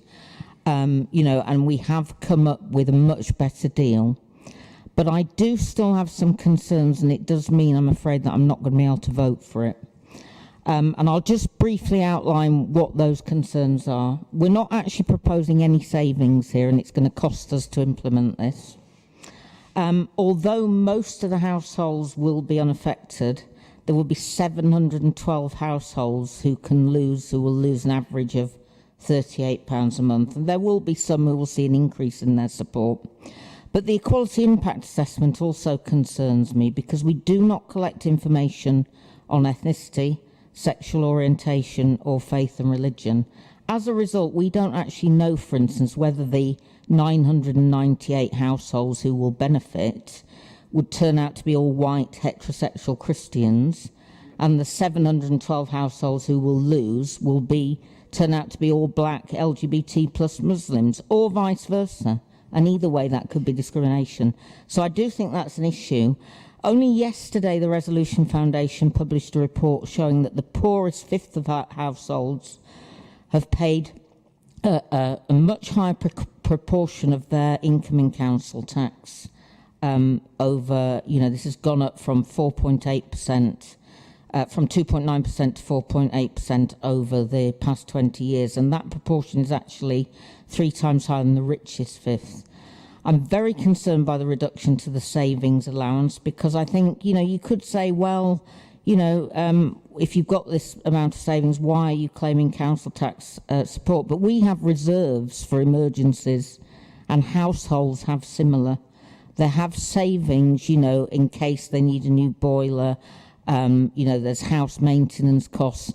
And actually, even for their own funerals now, because funerals are so expensive. So I am concerned by that. I don't think the hardship fund will touch the sides, to be honest. And it does admit that, it's time limited and it would only cover 33% of costs. And one thing I did notice when we're talking about the increased levels of council tax for second homeowners, we're giving them 1 year's notice. So that's not coming in until April 2026. We'll be writing to the people who claim council tax support. Their bills will go out on the 24th of February, and those new bills will start on the 1st of April. And I do think that's, Mike, you did refer to that earlier, that this has all sort of been quite rushed. And I do think, that's going to be a real shock to a lot of people. And I would prefer we delay this along with, the original proposal, which was the reduction in actual percentage of council tax support, which I think, although it's off the table currently, it's likely to come back on for next year. So those are my concerns, I'm afraid. So although I recognise we've done a huge amount to protect the most vulnerable, I still don't feel I can vote for this personally, so I will be abstaining in the vote. Councillor Petty. Thank you. When we first started discussing changes to council tax support, I fully recognised that what we were being told was that the current system was inefficient and was not being managed in a way that was helpful for those in receipt and could be confusing, and was not in line with current universal credit payments. So I am in support of making systems more efficient. However, when it was proposed that the level of support offered to those most in need would be reduced, myself and other Green Group members really felt that that was not something that we could support or vote alongside. So I really welcome the changes that were made and the listening that was done. And I think that, while I completely agree with Helen that there are still some really worrying, there are people who will still not benefit and will be negatively impacted, I do consider this a compromise that is something that I am comfortable with, and I wouldn't have been comfortable with reducing our support for those most in need. So I think, as our previous items covered, we are not in good financial situation. The money can run out. However, when faced with difficult decisions, I will say that we should protect those most vulnerable. And in this case, I will vote to keep council tax support at the higher level. And in the coming year, I'm sure myself and my group will continue to look for ways that we can address this system going forward. But I think that standing up for fairness and looking at ways to support those most vulnerable and looking for a fairer society is about protecting those who are currently living in poverty. And that is why I will support this scheme and at these values at this time. So it's about difficult decisions but making the right decision and pushing for the right envelopes to be challenged at the right times. Thank you. Leader, sum up. Thank you very much. Thank you for the comments, Helen and Bridget. I mean, I agree with a lot of what you both said, and this is another one of those things, isn't it, that's in that difficult decisions box where we absolutely wouldn't be choosing to do this if we had alternatives. What I would say is that the changes that are proposed in the scheme for the coming year will genuinely be beneficial for claimants in terms of simplifying the system, and we had a lot of feedback from citizens of Vice North Somerset and others about the complexity of the system, and I think that will really help. But unfortunately, it's not possible to deliver changes and protect everybody. What I would say is we've put £1.5 million back into the budget to make sure that we retained the maximum payment at the current level. 90% of households will be at the same level or increased level of council tax support. So we've done a lot to try and protect households as much as possible, and we'll certainly continue to look to find ways to do that. In terms of why not delay this, well, just two things really. Firstly, in terms of the second homes and empty homes premium, we've got a legal obligation to delay it by a year, unfortunately, otherwise we'd have done it quicker. That's the reason why there's a slightly different level of treatment in that respect. And actually, we took the view that it was right to press ahead with these changes rather than wait a year, have to do them anyway, and then potentially have to make other changes as well that made it more complicated. So by phasing the changes in this way, with some now and then potentially others in a year's time, we think that will help households manage their way through the process. Thank you. All in favour? Thank you. Any against? Any abstentions? 2. Thank you very much. Right, on to item 10. Catherine Gibbons, we're moving quite well. Don't worry, I'll be quick. I know your views on this. So, yes, I'm very pleased to bring a report to you about our unaccompanied asylum-seeking children, because I've been asked about what we do for these young people many times. So I'm hoping that you have read the report in detail, but I think we've been talking about some difficult issues today, and I'd just like to highlight that, you know, in this turbulent world, about 40% of the world's displaced people are children. While fleeing war and conflict, thousands of children become separated from families and relatives. Some travel alone, sent ahead by parents, perhaps wrongly, in a desperate attempt to ensure survival or a better life, and others are orphaned. Many of these unaccompanied and separated children have to live with the trauma of loss, of having seen things that no child ever should, and some of them have even seen their parents killed. For unaccompanied asylum seeker children, their experiences are complex. They've endured so much uncertainty and fear throughout their journey. Many have been subjected to abuse, as we've said, the loss of parents, the trauma of war and poverty, and the journey they made to come to this country was often tough and dangerous. They've left behind all that they knew and that was familiar. These are young people. You see in the report, on average 16, 17 years old, some as young as 12. And it's heartbreaking, isn't it, to think that they're children just like our own birth children. They are our children as corporate parents. And try to imagine how you would have felt at that age, having to experience that kind of journey and that kind of loss, and then to arrive in a strange foreign country with no certainty about the future, no understanding of the culture, and no knowledge of what would happen. I don't think any of us can begin to imagine what they've experienced, and from some of the young people we have here in North Somerset, what they have achieved here with our support is nothing short of remarkable.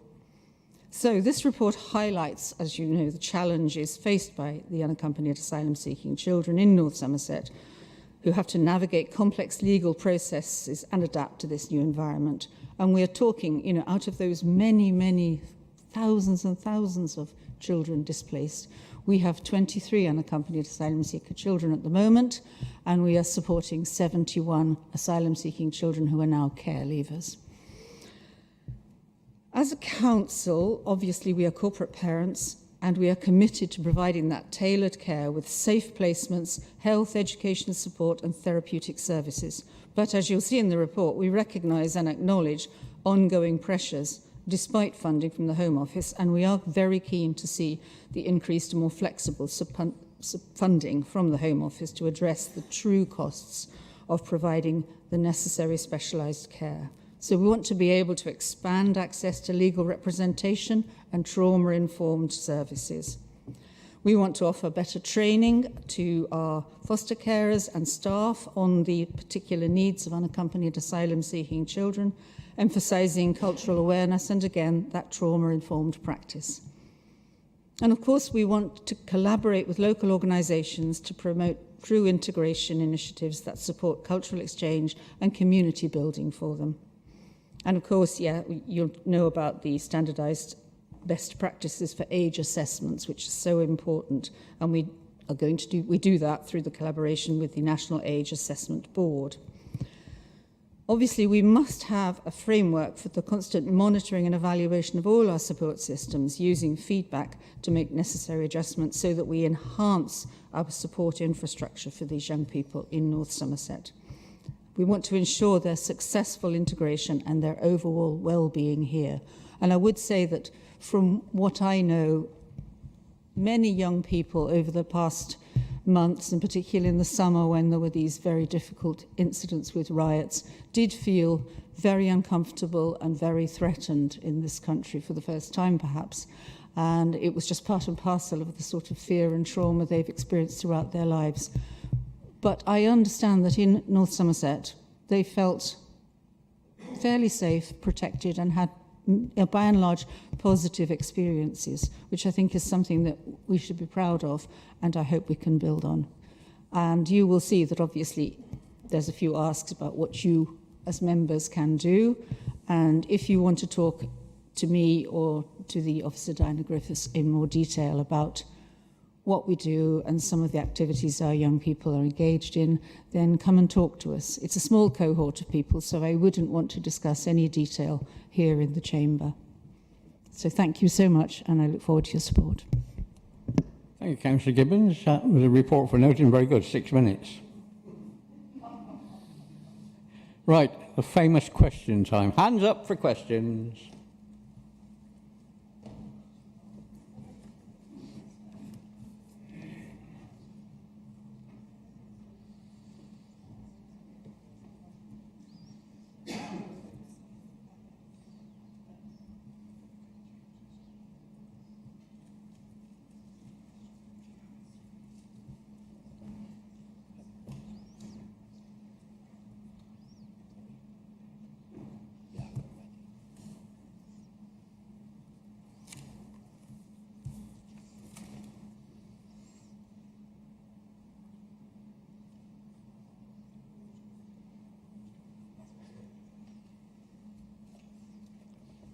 Right. Right, Councillor Pepperell. Thank you. This is a question for Councillor Solomon. In fact, we're asking really for your help. In the last few months, we've had 80 or so crime incidents on Castle Batch. And we've had arson there. We've had offensive graffiti. And in the hedges around the play area, we found knives and evidence of drug dens. With poor CCTV there, which is limited to the car park, residents feel unable to walk their dogs there safely in the evenings. Would you please come out to Castle Batch to meet the local members and the PCSOs and see if anything can be done?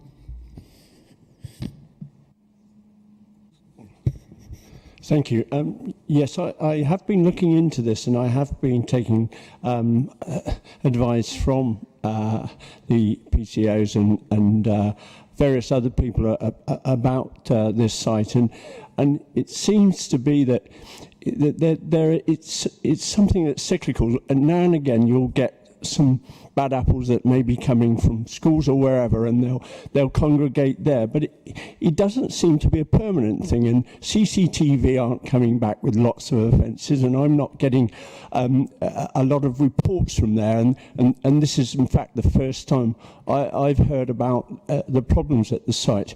I'd be very reluctant just to move the problem somewhere else, maybe into the play area, which could happen if we decide that we're going to close that particular facility down. But I would be more than happy to come out and meet residents and talk more about it. Thank you. Councillor Petty. Thank you.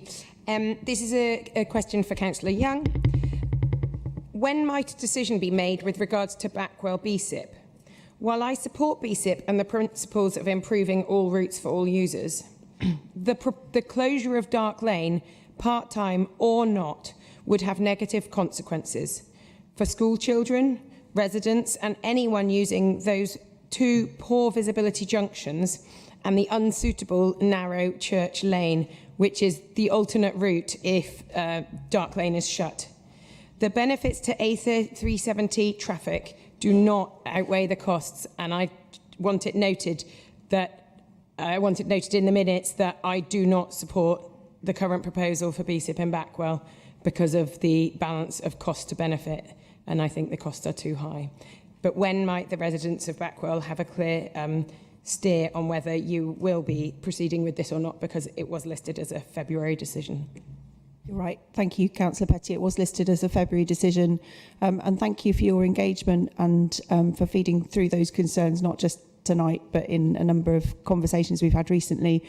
It's because we want to listen to those concerns that we are looking at putting the decision back. It was originally due for February. I am yet to confirm through Nick and Joe, but we've had some correspondence in the last couple of days around whether that can be a March decision or whether it will go to early April. But it will certainly be made by early April, I would say. May I follow up? The reason being, how confident are you that if this decision continues to be delayed, it actually can be delivered within the package of BSIP funding programme, given I understand that that was a tight programme to be delivered in the first place? That's part of considering the decision itself. The concerns for the entire programme, that's something that we look at across the whole BSIP programme each time in respect to the decision and the potential for the work to be delivered. So that is part of the consideration. Councillor Burden. Thank you, Chairman. I was going to ask this question of Councillor Snaden as Chairman of the Rights Away Committee, but as he's a Portishead councillor, I don't think I'll be so nasty. I'll put it to the executive member, namely Councillor Caniford. Why are horse riders still waiting for a permissive bridleway along the Cheddar Valley Railway line to be dedicated as a public right-of-way? It was agreed more than 20 years ago that riders should use this section for a 5-year period. If it provided no issues, North Somerset Council would dedicate it as a bridleway. And as there have been no problems for this long time, why hasn't this happened? Also, there are 7 definitive map modification orders which the Planning Inspectorate have directed the Council to proceed with. Some of these have been delayed for many years. I find it very depressing, Mark, that this is a very similar question put to me in 2002. No idea. Yeah, why didn't you sort it out then? You let yourself into that. Yeah, public rights away are mine, by the way. Ah, right, sorry. And I don't know the answer either. So maybe I'll come back at the next council and give that. No, I will look into this with the team afterwards and get some answers for you. Good, thank you. Because our Rights Away department are way underfunded. Totally way underfunded. We've got no money at all, I'm afraid. In fact, I don't think I've got enough money to get to a meeting to talk to them. No, I will look into it for you, Peter. So you're going to say not enough money to get home? Yeah. Councillor Payne. Yeah, I've got a question for Councillor Waite. The upcoming changes to waste legislation require businesses to separate recycling and food waste by March next month. How does the council plan to support businesses and residents in areas where there is already insufficient bin storage? Already in parts of Western Town Centre in particular, bins are regularly stored on the roads and pavements, causing various obstructions, blockages and so on. This already affects accessibility for pedestrians and vehicles, including emergency vehicles, and I fear it's only likely to get worse with these changes. Thank you for that question.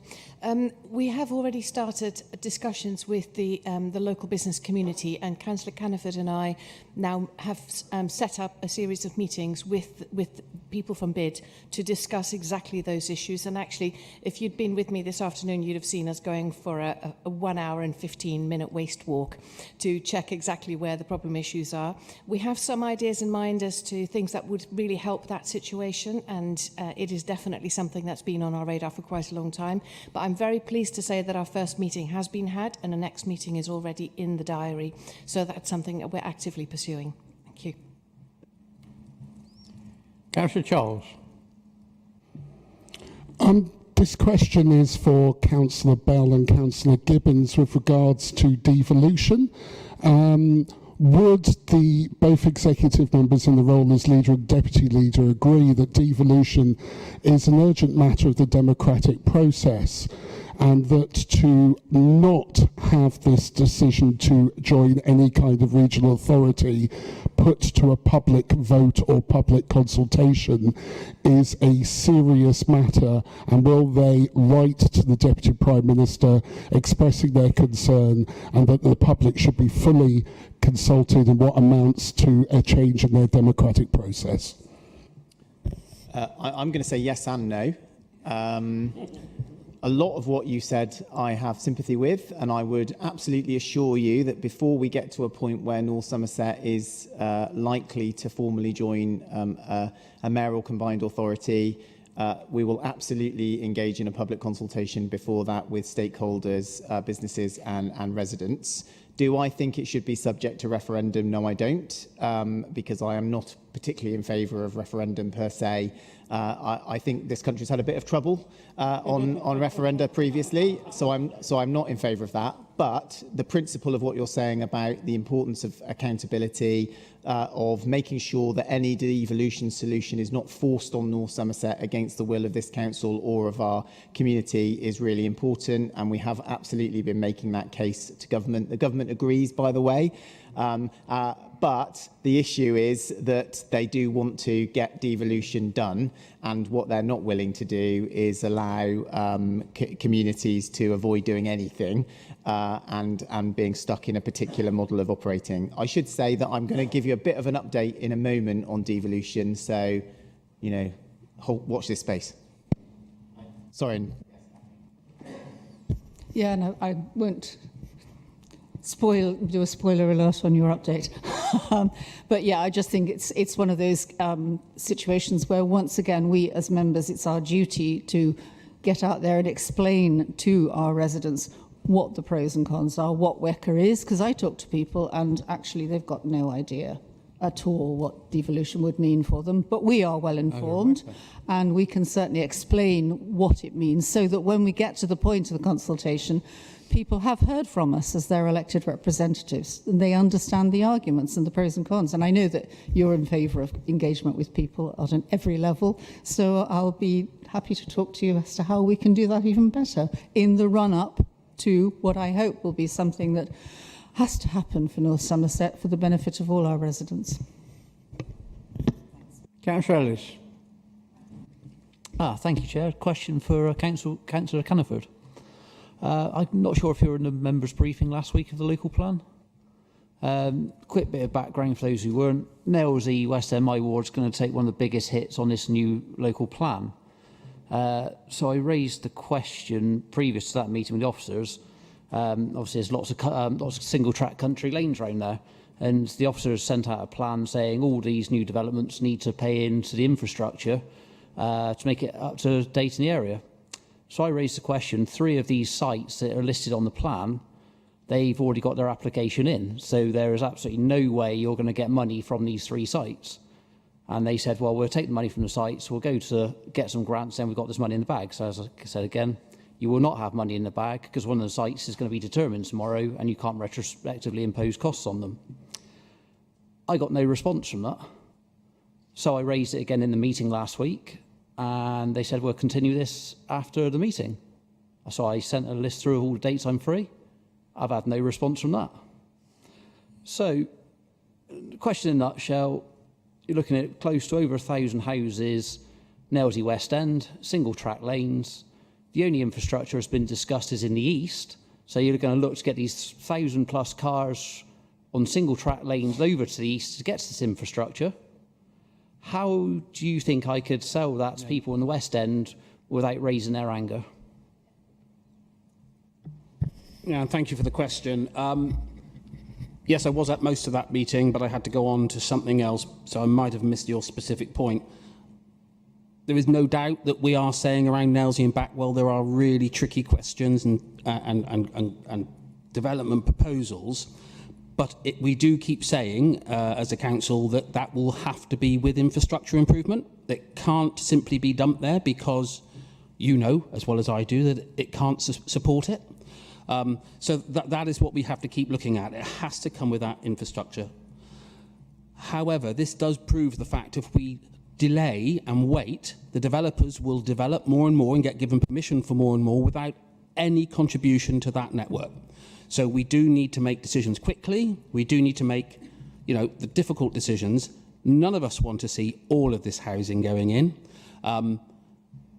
inappropriate places. So we do have to work together. There will be another workshop, so we can actually push that, and I hope you're there, because you've got some very sensible views around how we develop that side of Nailsea, because it is difficult. I was only up there again today, and I know how difficult it is to get in and out of that end of Nailsea. So, yes, infrastructure is the question, and none of that or most of that development around Nailsea cannot support or be supported without infrastructure. So we'll keep talking about that, we'll keep consulting about that, and ultimately get to the workshops and really keep pushing that point. Supplementary, just the other point I raised, that the officers have released their plan about infrastructure there, stating these developments have to pay into it. However, there's 3 developments out of the 6, I believe, you will not be able to charge them. So that's half the income the officers say they're going to look to get, you can't get. So the plan that has been put forward has already fallen down. Yeah, and I think they did comment on that at that meeting, because that was before. The fact is, whilst the inspectorate allow these developments to go ahead, before we have an overall local plan in place where we can insist on Section 106 funding to pay for these things, we're always going to be in trouble. So the longer we delay and the longer the developer leads the development, we will not get funding to be able to do that. So it's incumbent on all of us to get this through as fast as we can, but suitably, as I do appreciate that it is a difficult process. Yeah, but that's not addressing the point. The plan's actually fallen down because 3 of the sites you've listed to get money from, you can't get the money from. Sorry, not debate. You answered follow-up. Councillor Smith. Thank you, Chairman. This is a question to Councillor Caniford as well. You're very popular tonight. In the October executive, you were given powers to dispose of a range of sites. In the February executive and this budget, Pennyfield or Churchill Avenue didn't feature in a list of assets for divestment. However, it appears in the budget to buy new land for biodiversity. So the first part of the question is, why not enrich already owned land for biodiversity? And the second part is, can you provide some clarity over what... Back in the process, and they will go through that process, and Pennyfields or Churchill Avenue, again, there are pressures on that land for development, for social housing, but also that hasn't been agreed or decided. So I can assure you that that isn't the case at the moment. Okay. Councillor Bryant. Chairman, thank you very much, but my question has been answered. Thank you. That's a quick one. Councillor Dorr, you were late signalling, but because you knew, I'll let you go. Yeah, sorry, I had it on my notes on my phone and just disappeared as I opened it. So it's not quite as in-depth as what I was hoping, but I'll give kind of an overall what it was that I was going to ask. It's to Mike and Mark regarding a little bit of planning and regarding the airport. I'm sure all of us in this room know that Bristol Airport can, be quite an issue at some points. While it's, very useful to allow us to get, people to and from places, and I'm sure it's, a big part of our income financially. It isn't very sustainable as an airport in terms of its connectivity, and it is wanting to expand again. Currently it is at 10 million passengers a month. They are looking to expand to 15 million, which is a 50% increase, which, pardon, sorry? Per year. So it's 15 million people using that airport per year. Bear in mind, there isn't 15 million people actually in the region of the southwest. So a lot of people using the airport. My question is whether Mike and Mark would support us to call on the government to suspend the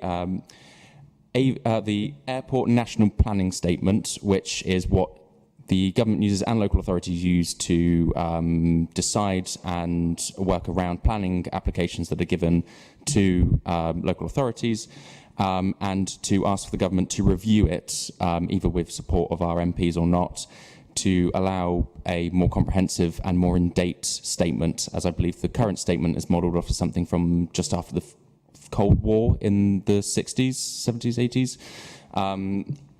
Not too good at my history on that one. But basically, it's very outdated. It had a small update for Heathrow, but Heathrow is a very different airport to Bristol Airport. And I don't think the statement really reflects where Bristol Airport is, the kind of connectivities that it has, and the sustainability of that airport. So I think it'd be really good, obviously, as a local authority, we're limited in what we can do. I think it'd be really good if we could try and ask the government to allow us to have more powers to make sure that, if we are seeing an expansion, that it's more sustainable. You've asked the question to both of us, so I think we'll both have a go at it, and if we're really lucky, we'll be aligned with each other. Yes, I mean, again, it's a common theme. In principle, I agree with what you say. I think that airport expansion is a national issue, and there needs to be a clear national policy from the government. It is not helpful to have a government that is, frankly, willy-nilly approving airport expansion without addressing the fundamentals of how do we deliver sustainable aviation, what is a coherent long-term strategy for the economy and the needs of this country, and for our local circumstances, how is the infrastructure delivered to support that. My view has always been we've already got an airport that doesn't deliver because it is not sustainable because of its location. The transport access to it is poor. So I think there's a job to be done to improve what's already there before we start worrying about expansion. But I think that needs to be done in the context of national infrastructure and a national plan for aviation. So I absolutely agree with that, and I'm sure that we can work with officers about making representation to government to that effect. Mark, do you want to add? Yeah, and thanks, Tom. Yeah, I agree with that. What's just been said. It's not sustainable. It's not in a sustainable location. But we are where we are, and we have to deal with that. Let's not forget that they are in a master planning stage to 50 million. That's not been decided, and I think we've got to be really careful before we make it sound like that planning application's in or being done. I mean, I think last year they were around 10 million in the year. This year they're hoping to get to 12. They may not, because currently their structure makes it very difficult for that.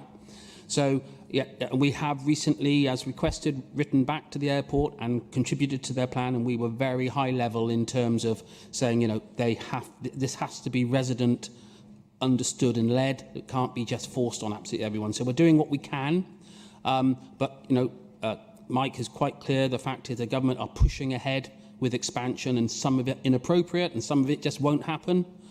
So we just got to be mindful that we've got to take that in the round and really engage in that master planning process.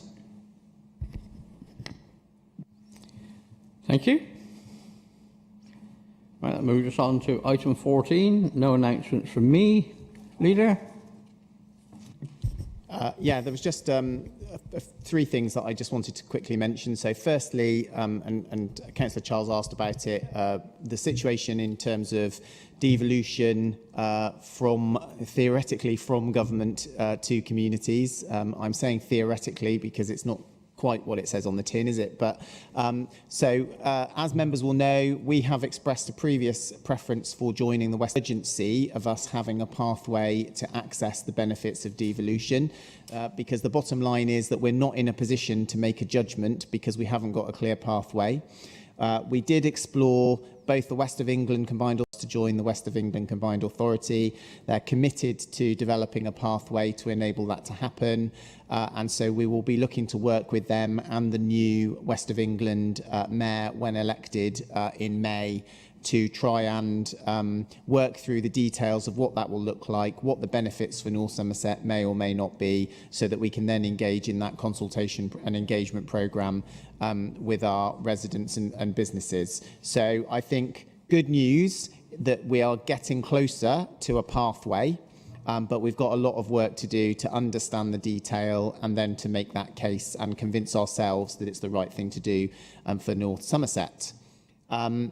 The second thing I wanted to mention is also about devolution, but that's local devolution. So where we've been engaged in our programme of engagement with town and parish councils. I really appreciate all of the work that ward members have done, whether that's as members of town and parish councils or in their role as ward representatives to support us with this. And I really appreciate the positive way that town and parish councils have engaged to help us with our budget challenge.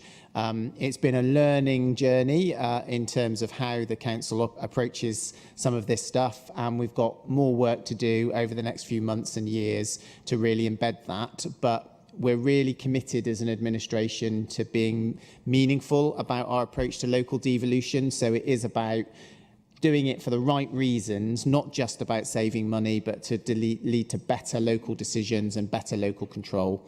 And just the last thing I was going to just mention was, obviously we've all had the email about Joe, and congratulations Joe on the new job. We're all obviously very sorry to see you go, but you don't get to go yet. So but I was just going to say we will obviously be stepping up the process to start the recruitment of a new Chief Executive Officer, standing up the Employment Committee and so on, with an aim of making an appointment as quickly as possible, and we will obviously be communicating that with members and groups as quickly as possible.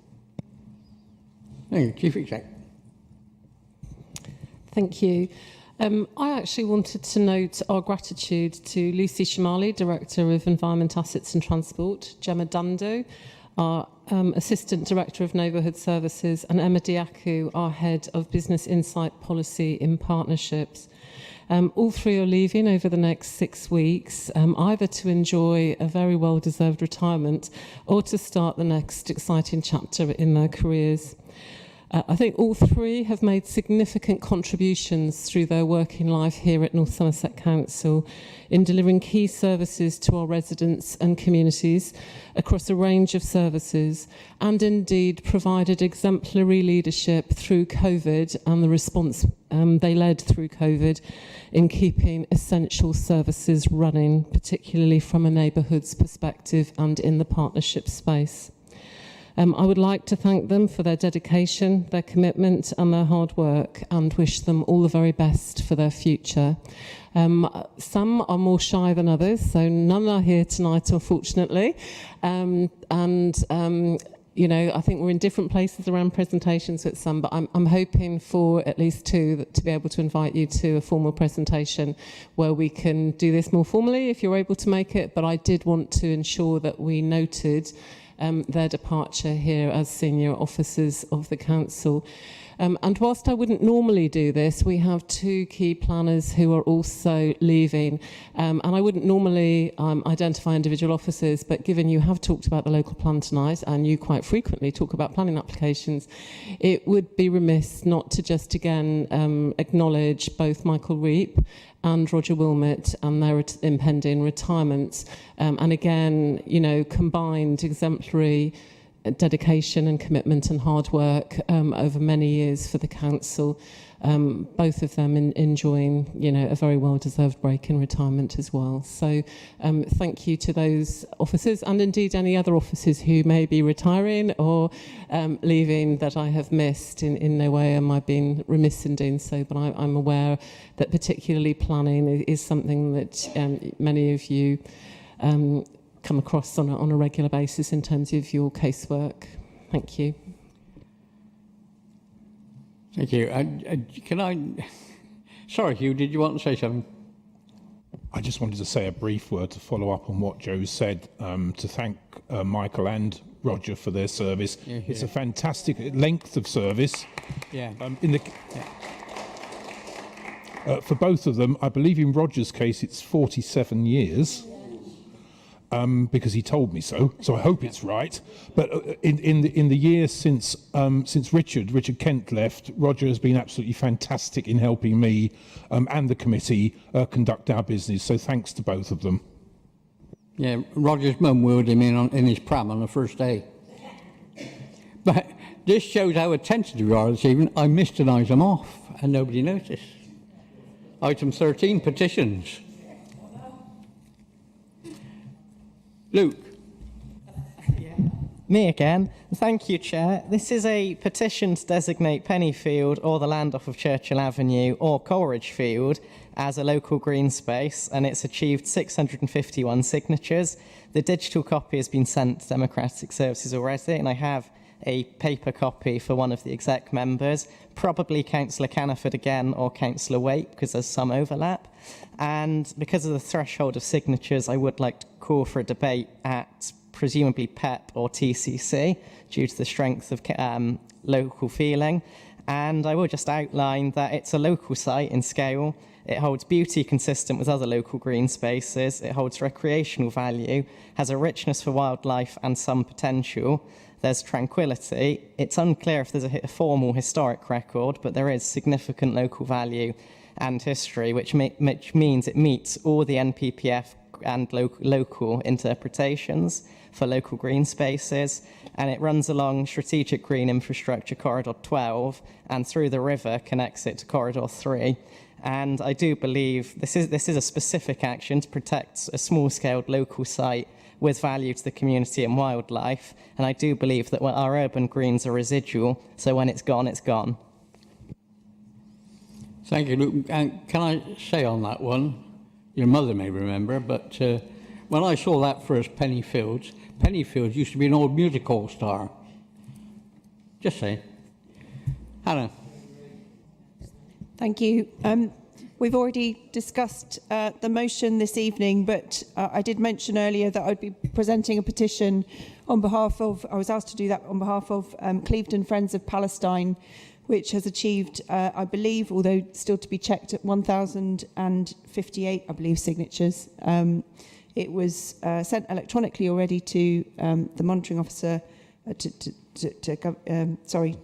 Nick earlier, and it appreciates North Somerset's Council adoption of a motion earlier this year supporting the call for immediate and permanent ceasefire to end Israel's assault, and requests that we follow this up with actions to divest immediately any funds administered by the Council, including local government pension scheme funds, from companies complicit in Israel's attacks, such as arms companies supplying Israel with weapons and military technology.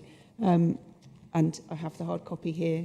I'm not entirely sure who I presented to. Is it to you, Peter, or to Director Nick? Okay. Up here anyway. Thank you very much.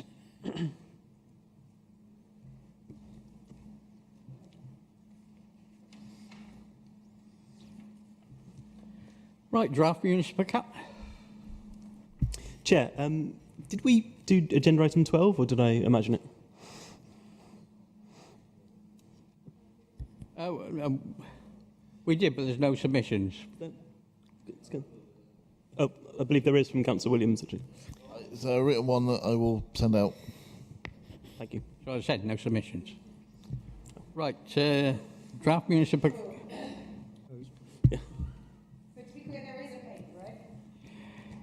There is, if I can remind members, what we decided some time ago is there was no written submission before the meeting, nothing will be taken.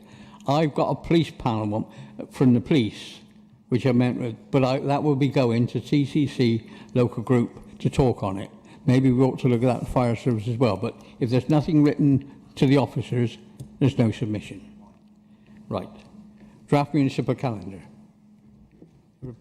Members, the draft calendars before you, we're just looking for the dates in there to be ratified so you can put them in your diaries. Just a quick one on the draft municipal calendar. Just for the sake of members and officers who have to attend this meeting and P&R tomorrow, is it possible to look at not holding them during half term next year or going forward? Is that a possibility? Yes, I quite agree. Let's move them all into half term. No, sorry, all right. Something to look at. We had a conversation like this, I will say, a few years back to do this, and we did just that. And what did we do then? We changed the terms of the school. Yes. So just for clarity, we're going to approve the calendar, but we will look again at that date. Yes. All in favour? Thank you very much. Right. Leader again, Constitution and Governance Review. Thank you very much. So I'm really sorry that this is going to be the world's most complicated report, because we've got quite a long set of recommendations, which then I know is going to be subject to some changes to either the constitution of the council, arrangements around committees and policy and scrutiny panels, and the establishment of a member working group to work through the details of some protocols and other working amendments to the recommendations, and they don't substantively change any of them. So I'm going to move the paper and my set of recommendations to open the debate to try and, in a desperate bid, to simplify what we're doing. So I hope that's okay with members. And I'm not going to speak to every individual recommendation because I hope colleagues have read the report. The spirit of this, so this has emerged from both the peer review that was organised by the LGA last year, who encouraged us to look at our governance arrangements, conversations that were had with the political groups, and a set of proposals emerged in September last year, which has gone through a process of further discussion and refinement. And we're now bringing forward this report with some recommendations which are for immediate action, and then others that will need to take place or be evolved over time.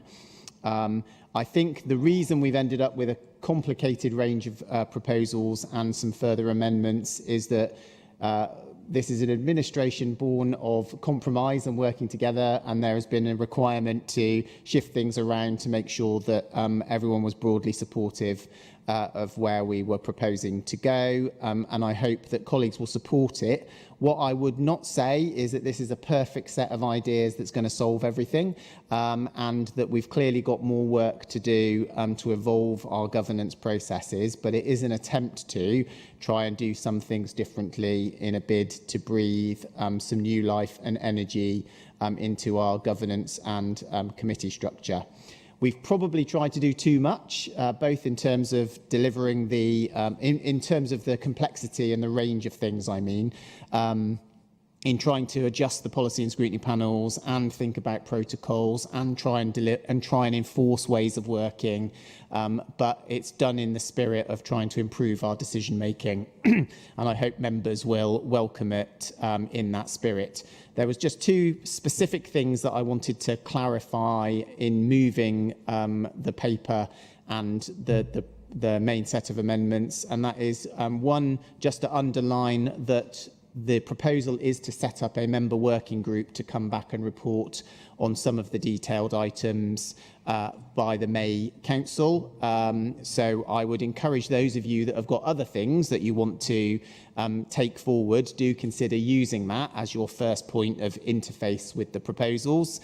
And secondly, I know there has been some confusion about item recommendation B, which is the, recommendation A, which is the introduction of a policy ballot process to enable individual members to bring forward policy ideas. Just to be clear, it is not proposed to abandon the existing arrangement for bringing motions. So nobody is trying to say groups, anybody can't bring a motion to council. That's already in the constitution. There is no proposal to change that.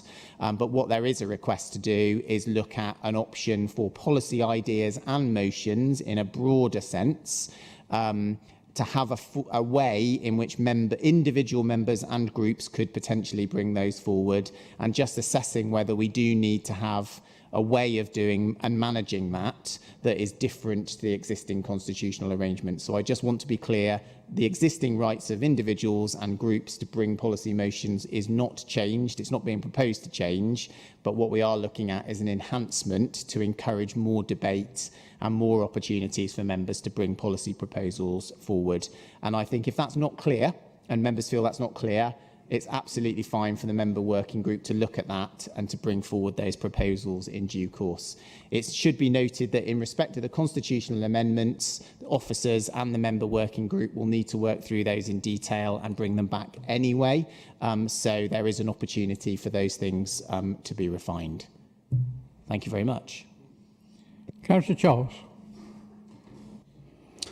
Just to prove that I do read the Constitution, I would like to move Standing Order 15.1.11 that the debate be adjourned until the May meeting of Council.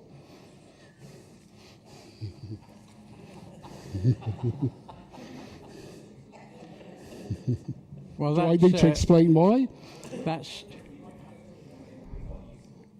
Yes.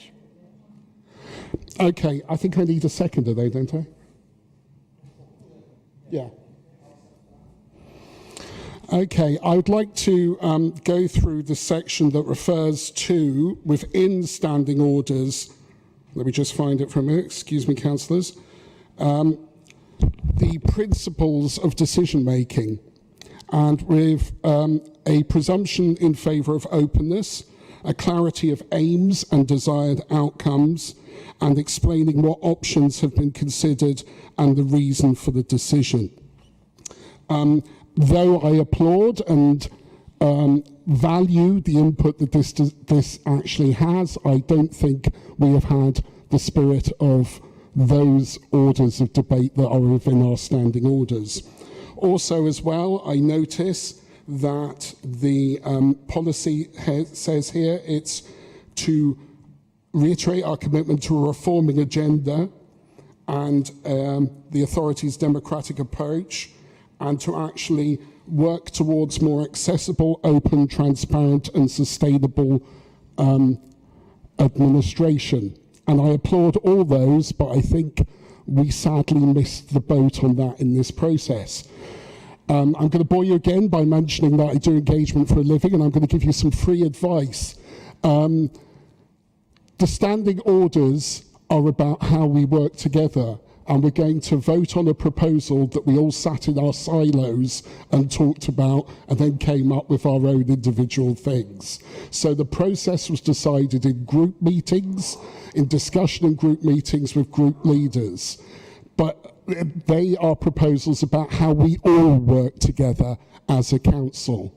I am asking for a little bit extra time so we can have a wider debate amongst each other about how we work together, and also to have a wider conversation with that other vital component that isn't in the room, the public, because this isn't just our council, it is the public's council as well, and they deserve to have an input into how we run our affairs. It's what I mentioned earlier about developing that trust, openness, transparency and fairness.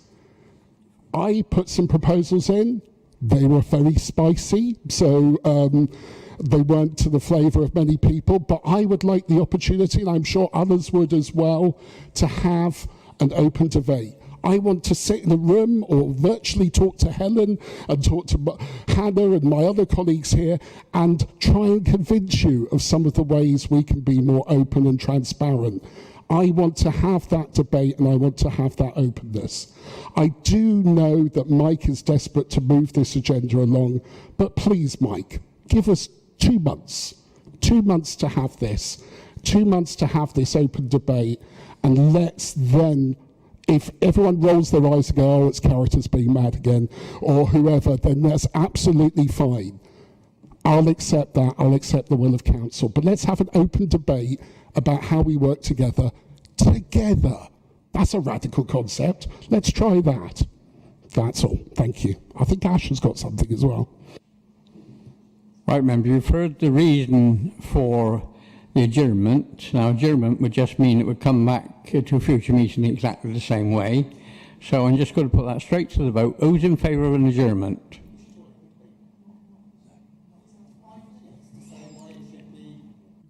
Who's in favour of adjournment?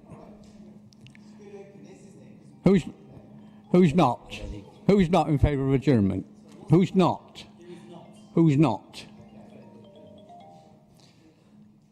Right, debate carries on.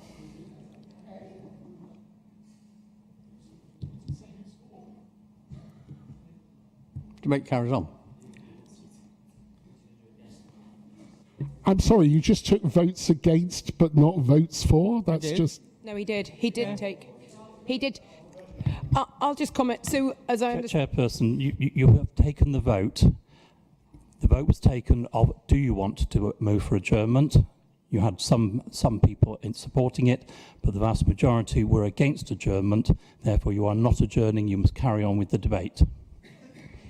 I welcome carrying on with the debate, and I would really, really welcome Councillor Charles joining the working party and contributing in the cross-party working party that works through these items, and that pulls together people who have committed to wanting to do that, and taking all these things that we want to discuss, so that what comes back in May is a cross-party suggestions that can be adopted, and away we go, and we see forward planning, and we take forward some changes, and that's what I would really like to see happen.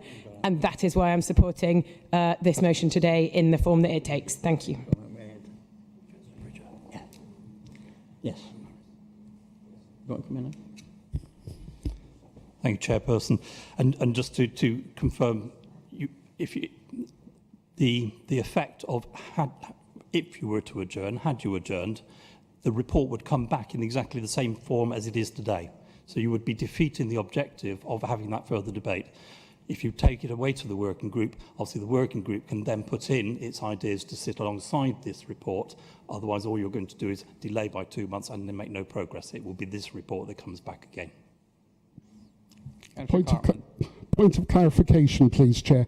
There are some methods within this I do not endorse. So I'm asking for an open debate so that we can have it on how we work together. I'm fine, I realise that's lost, but I will have to vote against this because it has certain things within it, and the working group will just be discussing the proposals that were endorsed tonight, not a wider debate or public consultation. Oh, and by the way, I'd like a recorded vote. Ash. Okay, now I'm a bit confused now. I mean, the paper was confusing a bit anyway, so clarification then. So if we approve this, am I right in thinking the working group goes away and then can bring back pretty much anything it likes for another vote? So that's my first question, in which case I'm fine with that, because then it's not being restricted in its remit, and it can presumably decide it doesn't like some of these items on reflection. My second point is this is an unfunded promise, and it's kind of ironic that point C says that a good motion should be budgeted appropriately so it can be paid for, whereas this one is not budgeted, and I'm a bit uncomfortable passing a motion after we've just gone through balancing our budget and months of pain to spend money that we don't have. So I think I'd like an answer to those two. My sense at the moment would be I like the intention. I think it needs a bit more work, and I'd like to see it referred and come back, which means defeated, I guess, and come back, subject to those first 2 points about the remit of the working group and the unfunded promises. Do you want to take it now, Mike? Yeah, it's probably helpful to come back just on that specific point. So it's the recurring theme tonight. Yes and no, again, is the answer. So the paper is clear that there are some things that we can just get on and do, and they can be implemented immediately, and there is no and we are being asked to support that. But absolutely, there is also the proposal to create a member working group to look at some specific proposals that need further thought and refinement. And absolutely, if the group wants to come back with other things that they would also like to table for debate in May or later, because it would be fine as well if the working group came back in May and said, we can't do it, we need a bit more time. That's okay, that's perfectly okay. Then exactly right. In terms of the funding point, what I would say is that the motion is clear, that there are some recommendations that have financial implications which we have currently not budgeted for, and that is why they've been asked with officers in the member working group to look at the detail of how we would go about doing that and how we can prioritise some of that. So, for example, is it more important to members to have live streaming of more meetings, or is it more important to have more meetings? And that's some of the things that we need to get into detail to understand, and I would expect the detail of that to come back. My big challenge back to members who are not satisfied with everything is, if we're not careful, we'll carry on doing nothing. We've already been talking about this for 9 months. This is the second time since this administration came in 2019 that we've looked at governance, and so far we haven't changed anything. And what I do not want to see is navel-gazing and, oh, it's not perfect, being an excuse for doing nothing. Can I just have so that's I appreciate that, that's good, but can I get the clarification on the funding point? So if we approve this, we're not approving a funding gap, because that has to be, we have to find the money as part of the working group. So it's actually only approving the non-cost stuff in this report by today. Is that right? Yeah. So are we happy? Yeah. Councillor Thornton. Thanks, Chair. I'm a bit confused, Councillor Charles, by why you think this hasn't been consulted on, because, as the leader's just said, we've been talking about this maybe within our groups. You know, maybe you haven't spoken about it very much in your groups, but we've had a couple of sort of proposals come through. And I know, you know, myself and the other scrutiny chairs, we had a meeting about it, and we had a discussion, and some of us did submit a joint response. So I'm really surprised that you think that, we haven't talked about working together. I really welcome these proposals. I also welcome the fact that the leader and deputy leader took on board pretty much all of the comments that we as scrutiny chairs made. And I'm particularly keen, as it's a really small point, but as chair of health scrutiny, I'm really glad that we're changing the names to committees from panels, because every time I talk about our HOSP, all the other councils around have HOSC. So I know that's a minor and probably stupid point. And it's a bit similar with the executive calling themselves cabinet, because everyone else calls it. And as far as the money goes, we've got quite a lot of transformation budget. Surely this is one of those things that is a transformation. So anyway, thanks for that. Councillor Bridger. Thank you, Chair. I think what we're talking about here is incremental improvement, isn't it? But some of these things require constitutional change, so we actually need to make a decision and vote. So, Mike, thank you for bringing this paper forward, and Catherine, and generally for being sort of open and receptive, actually, to challenge back and taking on new ideas and so forth. So I am supportive of the paper and your amendment. I think it's a balanced set of proposals, and has been a collective effort involving a lot of people, if not everyone. I think we do need to make a decision tonight, as I say, and refer other matters to the working group. It's definitely a really good thing, I think, to bring in different voices and external expertise where we can, while preserving the role of council and elected members. And I think the buck does stop with us as elected members. So I would just refer back to Bridget's point that she made in the budget item. We are elected members. We're elected. We stood. In terms of improving the performance of scrutiny, I think Councillor Ashton mentioned that. Of course, that's forefront of all our minds, I think. But scrutiny is only as good as the effort we all put in to affect that scrutiny. again, the buck stops with us. I would just finally like to thank Democratic Services, in particular Philippa Penny, I think, who's just had to deal with multiple iterations of lots of toing and froing of this document, and Philippa's put in a huge amount of effort into this and advised us and guided us along the way, but I absolutely support the paper. Councillor Griggs. Yes, I support the paper. I particularly like the emphasis on bringing in residents' representation to some of our committees, wherever that's possible, and making that public to our residents, that there will be an opportunity, more of an opportunity to join some of our committees. I am aware that when I was scrutiny chair at the end of last year, that it was difficult to get extra scrutiny or committee meetings in the diary because of the cost, and Ash has already mentioned the cost of getting extra committee meetings in the diary. But we are having already a lot of informal briefings, which I think are working really, really well. So I do support it, but I think there are aspects of it that do need to be considered, because if we start spending tens of thousands of pounds to reorganise ourselves, it won't look very good. Councillor McQuillan. Thank you. Just to say thank you to Leader and others for listening to the views of the Green Group. We've had a good debate within that group, and our view has evolved, and I appreciate the ideas being taken on. And I completely support Councillor Bridges' point. We need to make a decision, then I think from then on it becomes continuous improvement, and we look for further opportunities. And the final point is I'm really, really pleased that live streaming is part of this proposal. I think it's overdue, and I'm really, really happy that we're looking at it. Thank you. Councillor Charles. I'm for change, but I'm also for listening, and I just wanted to come back quickly on Helen's point. Maybe it's just a different way we look at things, you know. I don't think discussion just with groups and within your groups and chairman is and as much as my Conservative colleague, but hey, I've lost, doesn't matter. Councillor Smith.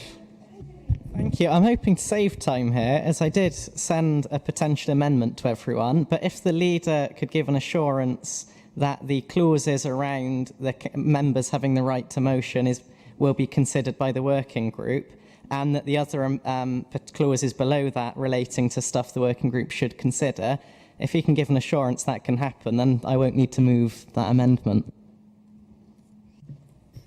Yeah, I am happy to give that assurance. I think, and particularly your points about how we determine and have a protocol for notification of decisions, I'm completely happy for the working group to consider that in detail and what would be the most appropriate way of making that happen. So I've got no issue on that.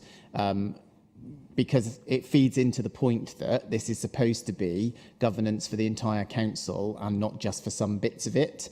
So I'm happy if we can be pragmatic and try and find solutions together over the next few months.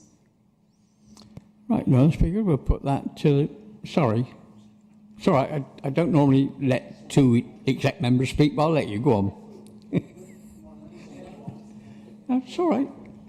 Right. Just very quickly, I wanted to endorse what Mike said, because I sat on the original panel. We had meeting after meeting for 9 months, and then it was all shelved and disappeared and nothing happened. And that's the last thing I want to see happening on this one. So it's your fault? Yeah.